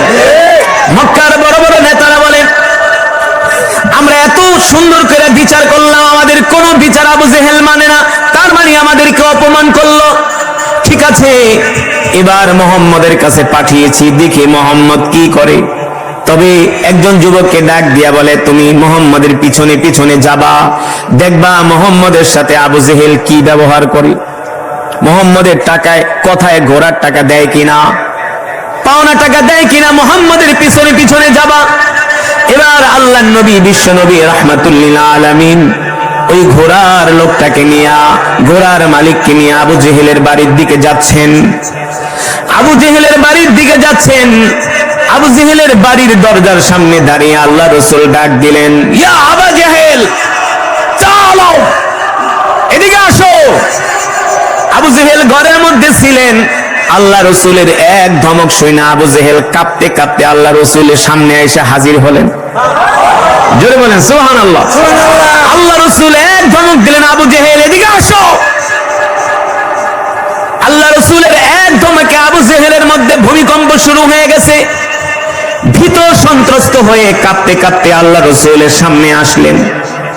এবার আল্লাহর নবী ডাক দিয়ে বলে, আবু জেহেল, তুমি নাকি এই লোকের থেকে ঘোড়া কিনছো? বলে, হ্যাঁ মুহাম্মদ কিনছি। এই মুহূর্তে এই লোকের ঘোড়ার টাকা পরিশোধ করে দাও, এই মুহূর্তে ঘোড়ার টাকা পরিশোধ করো। এই কথা শোনার পরে আবু জেহেল কাঁপতে কাঁপতে বলে, মুহাম্মদ মাত্র 1 মিনিট সময় দাও। কয় মিনিট? 1 মিনিট। আমি ঘরে যাব আর টাকাটা আনবো, তার হাতে দিব, এতটুকুন সময় দাও। আল্লাহু আকবার। জোরে বলেন আল্লাহু আকবার। এই কথা বলে আবু জেহেল কাঁপতে কাঁপতে ঘরে ঢুকে গেলেন। আবু জেহেলের স্ত্রীর কাছে যায় উম্মে জামিলের কাছে বলে, তাড়াতাড়ি করে ঘোড়ার টাকা দাও। উম্মে জামিল বলে, এত ভয় পাইতেছো কে? বলে, মুহাম্মদে আইছি, ঘোড়ার টাকা না দিলে আমার খবর আছে। উম্মে জামিল বলে, আমি আগে না বলছিলাম তুমি এত ছেঁচড়ামি টেচড়ামি করো না, এগুলা ভালো স্বভাব না, ঠিক কিনা বলেন? এখন তো টাকা তোমাকে ঠিকই দিতে হলো। বলে, না দিয়া উপায় নাই, মুহাম্মদে আসছে, না দিলে আমার খবর আছে, আমি জানি কি দেখতেছি, মুহাম্মদের পিছনে দাঁড়ায় রয়েছি, অনুমতি দিলে আমাকে শেষ করে ফেলবে। আল্লাহু আকবার। জোরে বলেন আল্লাহু আকবার। এবার কাঁপতে কাঁপতে আবু জেহেল ঘরে যায় ঘোড়ার টাকার মালিককে ডাক দিয়ে বলে, বাইনি তো টাকা নিয়ে আমার তাড়াতাড়ি বাঁচা। এই কথা বলি আবু জেহেল ঘোড়ার টাকা ঘোড়ার মালিকের হাতে বুঝাই দিছি, আর আবু জেহেল থরথর করে কাঁপতেছি। আর আল্লাহ নবী ঘোড়ার মালিককে টাকা উদ্ধার করে দিয়ে আল্লাহ নবী বিশ্ব নবী রহমাতুল্লিল আলামিন বাড়িতে চলে গেছি। এবার মক্কার বড় বড় নেতারা ওই যুবককে ডাকছে, ডাইকা বলে, বলো আমরা মুহাম্মদকে পাঠাইলাম, ঘোড়ার মালিককে পাঠাইলাম, মুহাম্মদ কি আবু জেহেলের থেকে টাকা উদ্ধার করে দিতে পারছি? এবার ওই যুবক বলে, আবু সুফিয়ান, আবু লাহাব, ওলীদ ইবনে মুগীরা শুধু ঘোড়ার টাকাই উদ্ধার করে দেয় নাই, মুহাম্মদকে দেখার পরে আবু জেহেল থরথর করে কাঁপতে শুরু করেছে। জোরে বলেন আল্লাহু আকবার। বিশ্ব নবী রাহমাতুল্লিল আল্লাহু আকবার। আমাদের কলিজার টুকরা নবী, যেই নবীর সম্বন্ধে আল্লাহ তাআলা কোরআনুল কারীমের মধ্যে বলছেন, কুল ইন কুনতুম তুহিব্বুনাল্লাহা ফাত্তাবিউনি ইউহিব্বুকুমুল্লাহ ওয়া ইয়াগফির লাকুম যুনুবাকুম ওয়াল্লাহু গফুরুর রহিম। আল্লাহু আকবার। আল্লাহ তাআলা কোরআনুল কারীমের মধ্যে বলছেন, হে দুনিয়ার মানুষ, তোমরা যদি আল্লাহ তাআলাকে পেতে চাও, আল্লাহ তাআলার নৈকট্য অর্জন করতে চাও, তাহলে তোমরা সর্বপ্রথম তোমরা তোমাদের নবীকে ভালোবাসো, ঠিক কিনা বলেন? আমার নবী রাহমাতুল লিল আলামিন, আল্লাহর পয়গম্বর,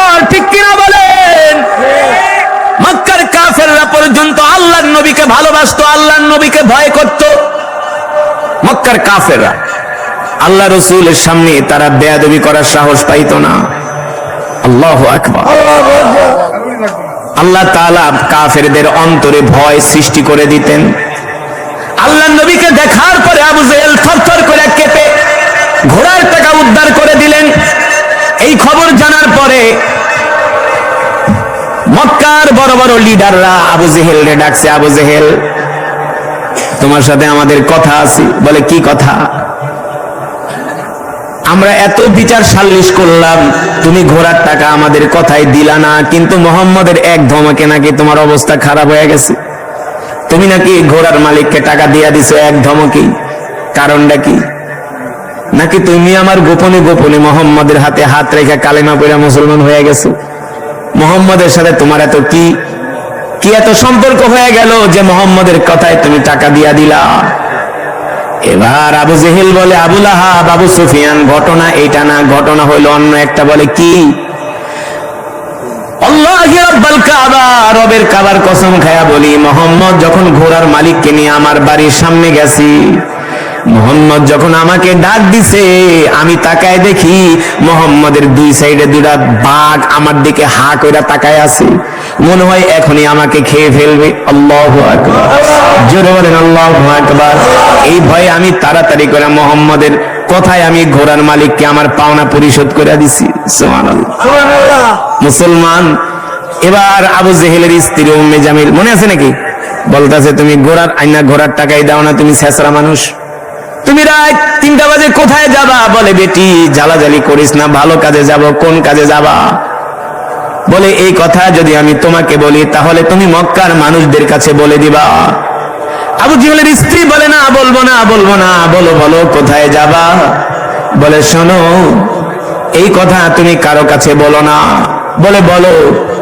বলে, শোনো, মুহাম্মদের কোরআনের তেলাওয়াত আমার কাছে এত ভালো লাগে, মুহাম্মদের কোরআন শুনলে আমি দিলের মধ্যে শান্তি পাই, মুহাম্মদের কোরআন না শুনলে আমার ভালো লাগে না। এবার আবু জেহেলের স্ত্রী উম্মে জামিল বলে, তাহলে তুমি একা কেন যাবা? আমারও সাথে নিয়ে যাও। সুবহানাল্লাহ। আমাকেও সাথে নিয়ে যাও, আমি একটু মুহাম্মদের তেলাওয়াত শুনে আসি।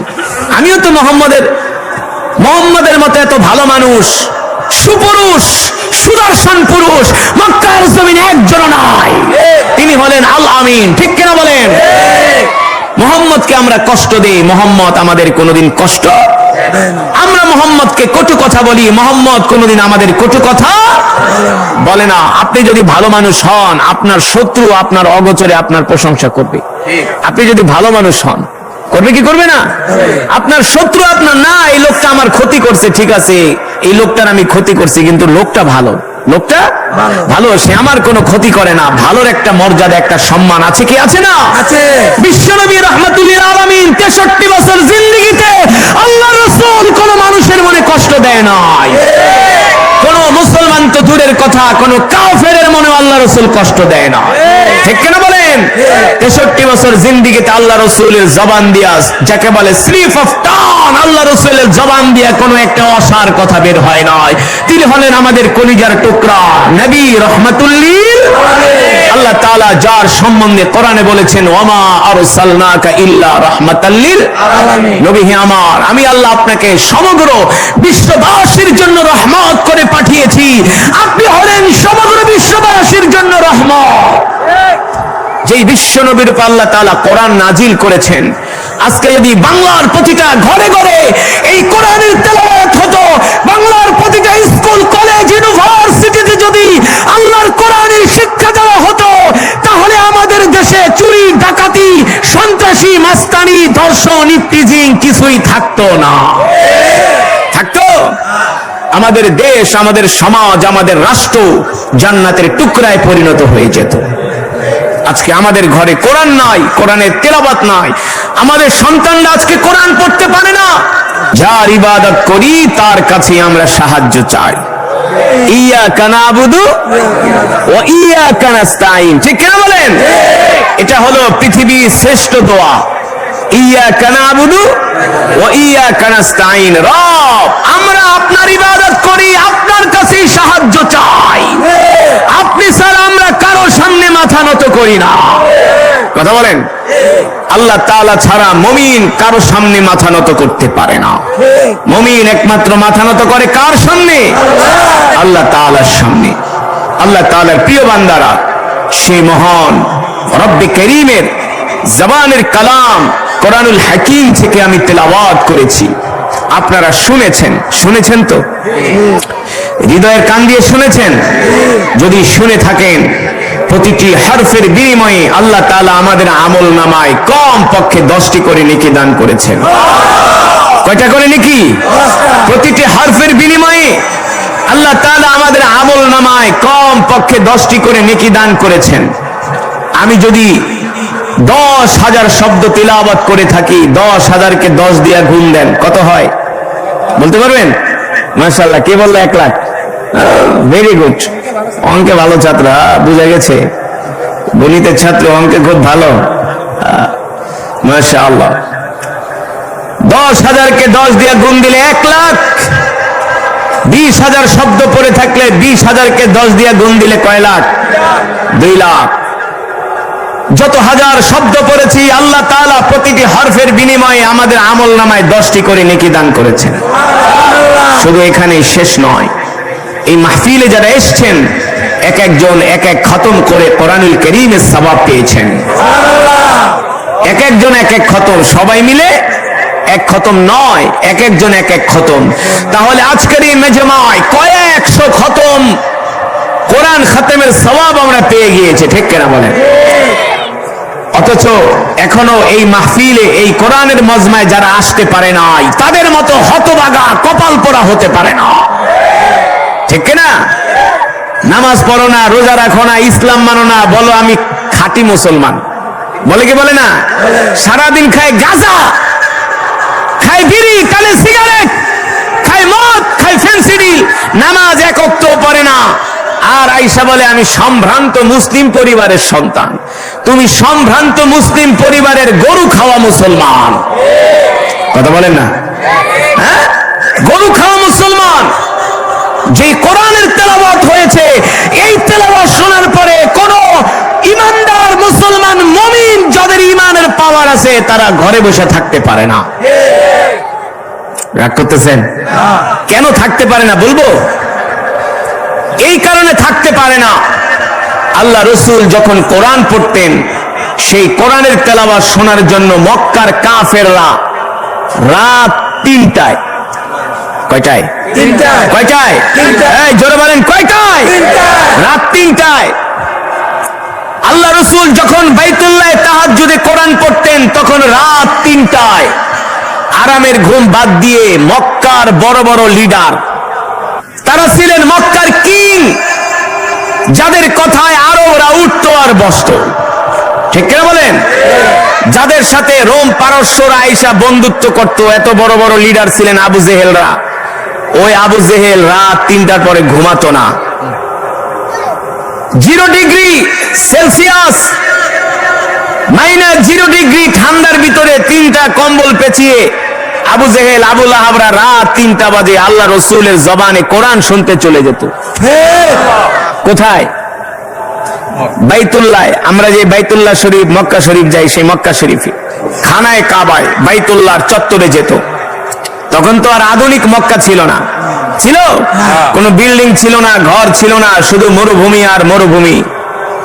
রাত 3টা বাজে আবু জেহেলরা আল্লাহ রসুলের জবানে কোরআন শোনার জন্য রাত 3টায় চলে যেত।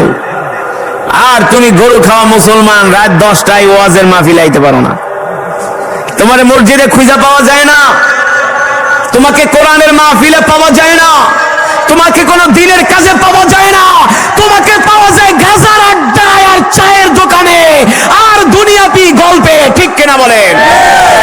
3 ঘন্টা বৈশা বৈশা T20 দেখতে পারো, ওই সময় কষ্ট লাগে না, ওই সময় আর হাঁটু ব্যথা করে না, আর মসজিদে আইলেই তোমার ব্যথা শুরু হয়ে যায়। ফেরেশতারা এমন পিটাইবো, জয়েন্টে জয়েন্টে পিটাইবো, কথা কম ধরবে কি ধরবে না? আল্লাহ তাআলা প্রতিটা সেকেন্ড, প্রতিটা মিনিটের হিসাব নিবে। হে বান্দা, তোরে যে আমি এত সুন্দর শরীর দেহ দিয়েছিলাম, এই শরীরের মালিক তুই না, এই দেহর মালিক তুই না, এই রূহের মালিক তুই না, চোখের মালিক তুই না, হাত পায়ের মালিক তুই না, কে? আল্লাহ তাআলা তোকে শরীরে শক্তি দিয়েছিলাম যৌবন বয়সে, সেই শক্তি তুই হারাম কাজে ব্যয় করছস, আমার ইবাদত করস না। ঠিক কিনা মুসলমান? আল্লাহ তাআলা হাসরের ময়দানে প্রতিটা মানুষকে ধরবে আর জিজ্ঞাসা করবে, আগে দুনিয়ার জিন্দেগি কোন কাজে ব্যয় করছস? খালি ধান্দা, টাকা ইনকাম, সম্পদ কামাই, ক্ষমতা, এই জন্য দুনিয়ার জিন্দেগিটা ব্যয় করছো? আল্লাহ তাআলার কাছে হাসরের ময়দানে সেই দিন হিসাব দিতে হবে। ঠিক কিনা বলেন? আমি কোরআন পড়েছি, আপনারা শুনেছেন, কিছু কিছু মুসলমান দৌড়ায় দৌড়ায় কোরআনের মজমায় আসছে, কোরআন তেলাওয়াত শোনার পরে আসছে না? আপনারাও মনোযোগ দিয়ে শুনছেন, শুধু কোরআন শোনেন নাই, জান্নাতের টিকিট নেওয়ার জন্য আসছেন। জান্নাতের টিকিট পেয়ে গেছেন, যদি আল্লাহ কবুল করে নেন। বলতে পারেন হুজুর বর্তমানে তো সবাই টিকিট দেয়। সবাই কি টিকিট দেয়? সব দলে টিকিট বিক্রি করে, কেউ বাদ নাই, কে থেকে কেউ পিছায়া নাই, কারো থেকে কেউ পিছায়া নাই, সবাই জান্নাতের টিকিট দেয়। কিন্তু আসল টিকিট হলো আল্লাহ রসুল বলছে, আমি বলি না, আল্লাহ রসুলের হাদিস। আল্লাহ নবী বলেন, ইযা উদিআল মাইয়িতু ফি কবরিহি জাআল কুরআনু ইনদা রাসিহি।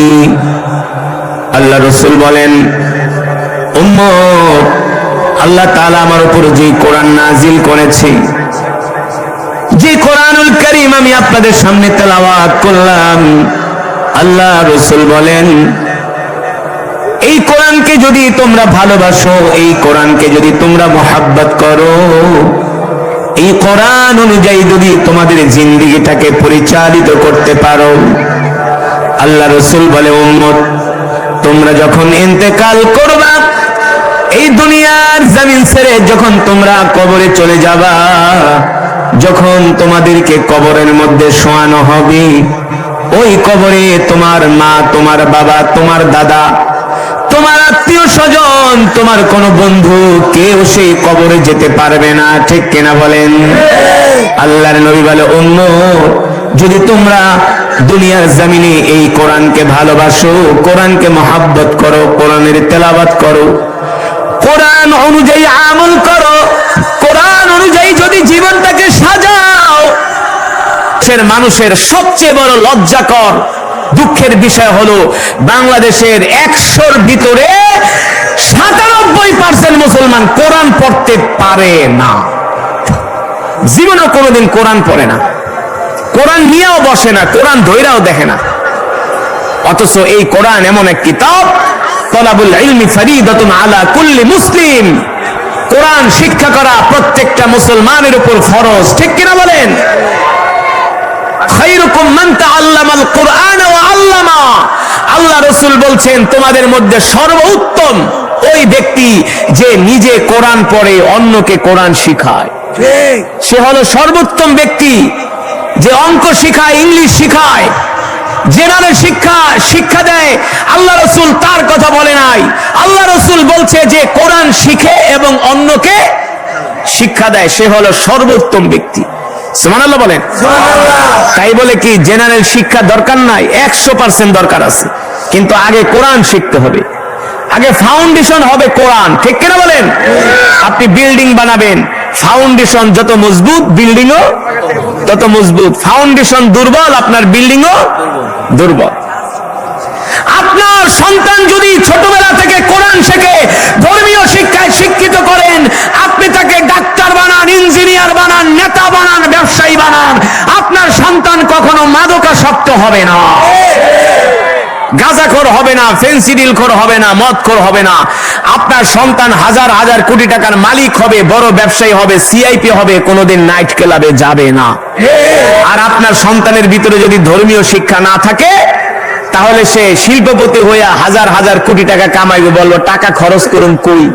চলো দোস্ত একটু গুলশানে যাই নাইট ক্লাবে, নালে চলো ব্যাংকক থেকে ঘুরে আসি, সিঙ্গাপুর চলো, থাইল্যান্ডে চলো। টাকা উড়ানোর জায়গা পায় না। আর যদি আপনার সন্তান সুসন্তান হয়, তার ভিতরে যদি ধর্মীয় শিক্ষা থাকে, তাহলে সে শিল্পপতি হইয়া টাকা পয়সা হইলে বলবো আমি একটা মাদ্রাসা, একটা মসজিদ বানাই, ধর্মীয় কাজে ব্যয় করি। ঠিক কিনা বলেন? বলেন? আর তার ভিতরে ধর্মের গুণ না থাকলে বলবে এলাকার পোলাপান্নে জনমের মতো মদ খা, সিগারেট খা, গানের অনুষ্ঠান কর। ঠিক কেন বলেন? আমি যে মসজিদে জুমা পড়াই, হাজী আব্দুল সত্তার মসজিদ, গাজীপুর, শ্রীপুর, মাওনা, বাংলাদেশে 10টা মসজিদ থাকে একটা মসজিদ 150 কোটি টাকা দিয়ে মসজিদটা বানিয়েছে। কত কোটি? 150 কোটি। তো আমার মসজিদের মোতাল্লিকা হুজুর, তিনি একজন বাংলাদেশের নামকরা বিজনেসম্যান, ব্যবসায়ী, বলে হুজুর আমার অনেক ফ্রেন্ড সার্কেল আছে, আমার চাইতে ওদের টাকা পয়সা বেশি আছে, কিন্তু ওরা কেউ একটা মসজিদ মাদ্রাসা বানায় না। ওরা টাকা হইলেই চলে যায় সিঙ্গাপুর, ব্যাংকক, থাইল্যান্ড, আমেরিকা, সেখানে যে ওরা ডলার খরচ করে। আর আল্লাহ আমারে ধর্মীয় শিক্ষা দেওয়ার কারণে, ধর্মীয় জ্ঞান দেওয়ার কারণে আমি আমার অর্থ দিয়া 150 কোটি টাকা দিয়ে মসজিদ বানাইছি। কেন বলতেছি? কোরআন কেন সন্তানদেরকে শিখাবেন? কারণ কি? বর্তমানে 6-7 এর ছেলেরা সিগারেট খায়, 6-7 পড়ে, 6-7 ওপেন সিগারেট খায়, ওপেন গাঁজা খায়, গাঁজা। এলাকায় কিশোর গ্যাং, এলাকায় কিশোর গ্যাং, খুনাখুনি। ওদের একটা কিশোর গ্রুপ আছে, ওরা গ্যাং একসাথে 20-30 জন চলে, এলাকার মুরব্বীদেরও দাম দেয় না। ঠিক কিনা বলেন? এলাকার ভিতরে ত্রাস সৃষ্টি করে, মারামারি করে, মারামারি লাগলে একজন আর একজনের উপকার করার জন্য দাও লয়া, খুন্তি লয়া, সোরা লয়া, স্যান্ডাও লয়া, চাকু লয়া, চাপাটি নিয়া, হকি স্টিক নিয়ে তারা বের হয়ে যায়, এলাকায় মহড়া দেয়। ঠিক কিনা বলেন? আমার এলাকায় নাম করে একটা স্কুল আছে, মাত্র 6-7 পড়ে, আমার বাড়ির সামনে দাঁড়ায় সিগারেট খায়। 6-7 পড়ে, 4টা ছিল, আমি ডাক দিয়েছি এদিকে আয়, সিগারেট খাও কেন? কোন স্কুলে পড়ো? বলে হুজুর ওই স্কুল। আমি তোমাদের স্কুল তো নাম করা স্কুল, তাহলে তোমরা সিগারেট খাও কেন? তোমাদের সিগারেট খাওয়ার বয়স হয়েছে? আমি একটা ধমকের সুরে বললাম, যাও, আর কোনোদিন যাতে আমার বাড়ির সামনে, আমার গলিতে তোমাদেরকে সিগারেট খেতে না দেখি। বলে হুজুর সিগারেট খাই, আপনার বাপের টাকা দিয়ে খাই কিনা? আমার মুখের উপর বলে আপনার বাপের টাকা দিয়ে সিগারেট খাই, এই কথা বলে। পরে 6-7 সত্য না মিথ্যা? সত্য না মিথ্যা? এই হলো সমাজের বাস্তব অবস্থা, এই হলো সমাজের বাস্তবতা। কিন্তু আজ পর্যন্ত কোনোদিন শুনছেন যে মাদ্রাসার ছাত্ররা এলাকায় কিশোর গ্যাং? শুনছেন? মাদ্রাসার ছাত্ররা অমুক মাদ্রাসায় মারামারি করে 10 জন খুন? শুনছেন? অমুক জায়গায় ছিনতাই করছে, চাঁদাবাজি করছে, মাস্তানি করছে? শুনছেন? শুনেন নাই। কারণ কি? কারণ হলো তাদের মাঝে আল্লাহর কোরআন আছে। মাদ্রাসার ছাত্ররা আপনাদেরকে দেখলে সালাম দেয়, ঠিক কিনা? আর এখন স্কুল কলেজের ছেলেরা ভালো আছে, কিন্তু ভালোর চেয়ে বেশি হলো বিপথে চলে গেছে। কারণ তাদেরকে দিন শেখানো হয় নাই। মুরব্বীদের সামনে দাঁড়ায় দাঁড়ায় সিগারেট টানে, বিড়ি টানে। আমি এক এলাকায় ওয়াজে গেছি, এলাকার কমিটি এসে হুজুর আজকে এমন একটা ওয়াজ করেন যাতে আমাদের এলাকার যুব সমাজরা ভদ্র হয়ে যায়। আমি বলি কি করে? বলে আমাদের মুরব্বীদেরকে মানে না। আমরা তো আগে ছোটবেলায় বাপ দাদার সামনে সিগারেট আর বিড়ি খাওয়া তো দূরের কথা, বাপ দাদারে দেখতে আমরা 10 হাত দূরে থাকতাম। আর এখনকার জেনারেশন আমাদের সামনে এসে বিড়ি টানে, আমাদেরকে মানে না। এই জন্য দায়ী আমরা আমাদের সন্তানদেরকে কোরআন শিখাই নাই। ঠিক কিনা বলে? অথচ এই কোরআন এমন এক কিতাব। মুসলমান, আমাদের হায়াতের মালিক কে? আমাদের রিজিকের মালিক কে? মুসলমান, আমরা কার গোলাম?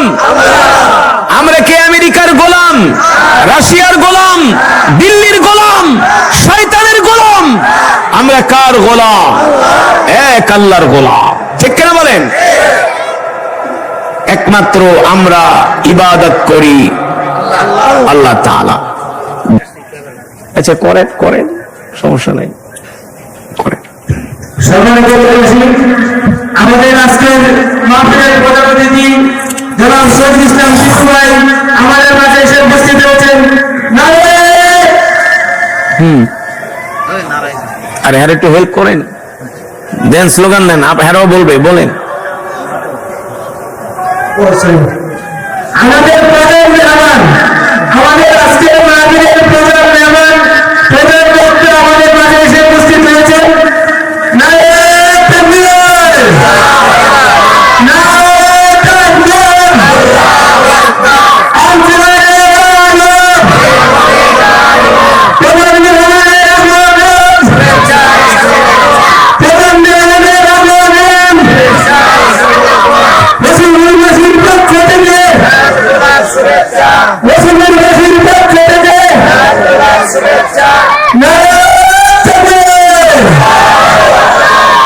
No.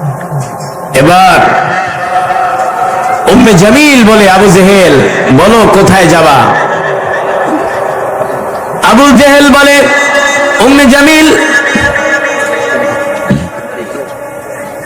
ও যেটা বলছিলাম, আসলে বয়ানের মাঝখানে একটু স্লোগান টোলোগান গেলে আবার বয়ানের ছন্দপতন হয়। যাই হোক,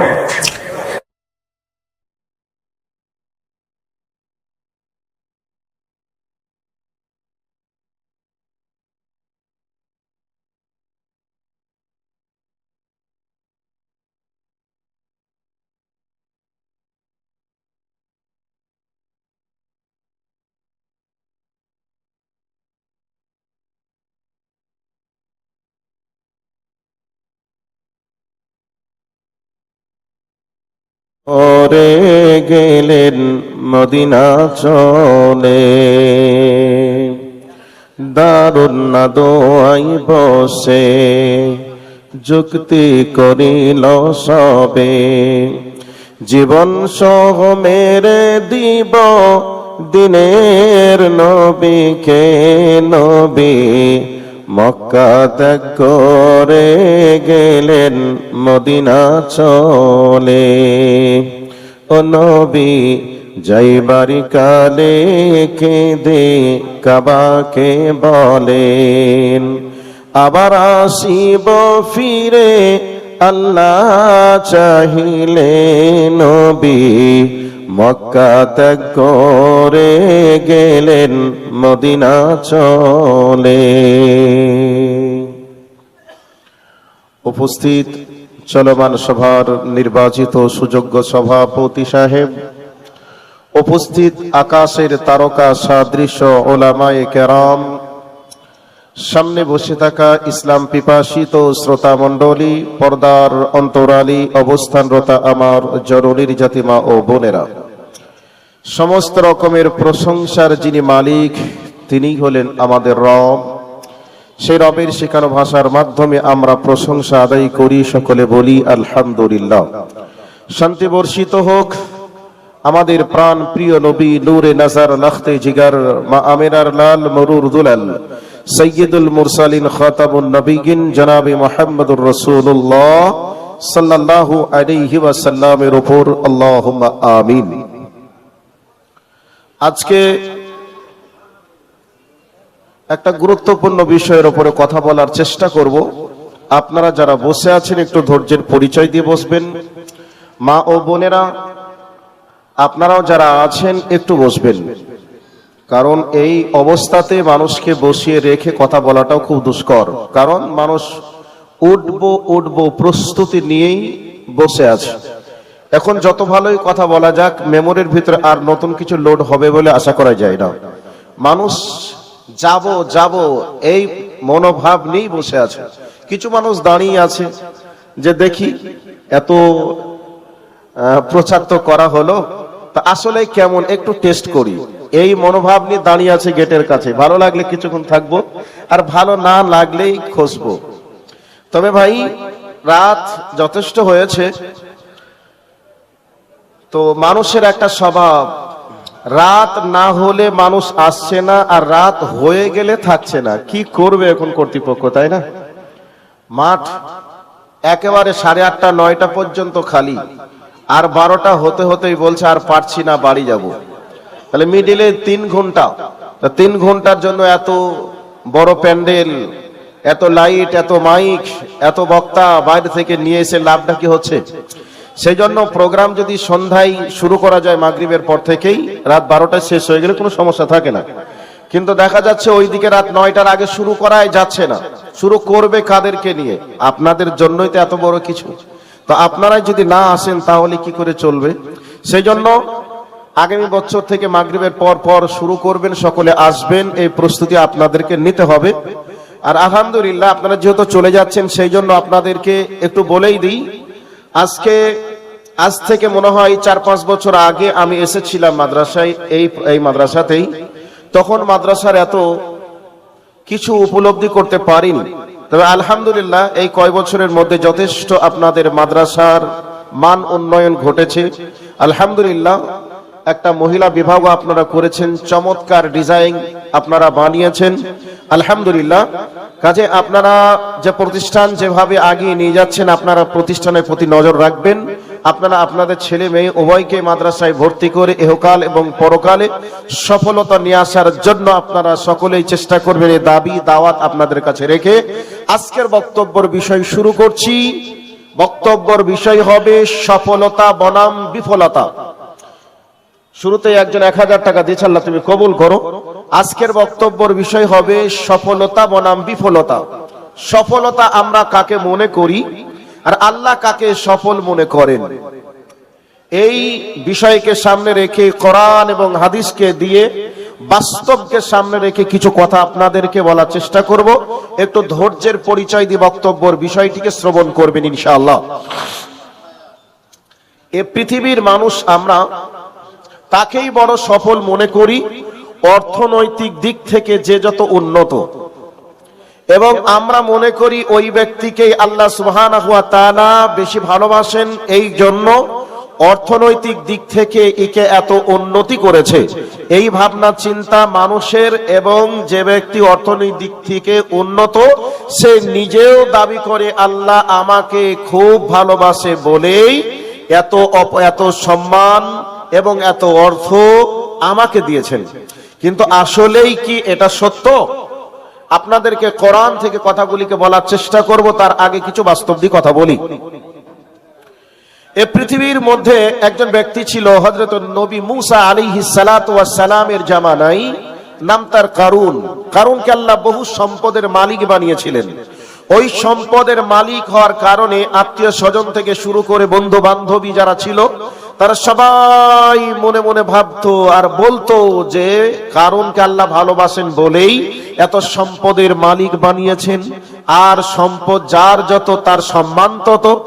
এই ভাবনা চিন্তা মানুষের অন্তঃকরণের ভিতরে, এবং সে নিজেকেও এই বলে নিজেকে ধন্য মনে করত। শেষকালে তার সম্পদগুলি চোখের সামনে যখন বসতে শুরু হলো জমিনের দিকে, তখন জনগণ বুঝলো যে না, আল্লাহ তাকে ভালোবাসেন নাই, বরং পরীক্ষা করেছেন।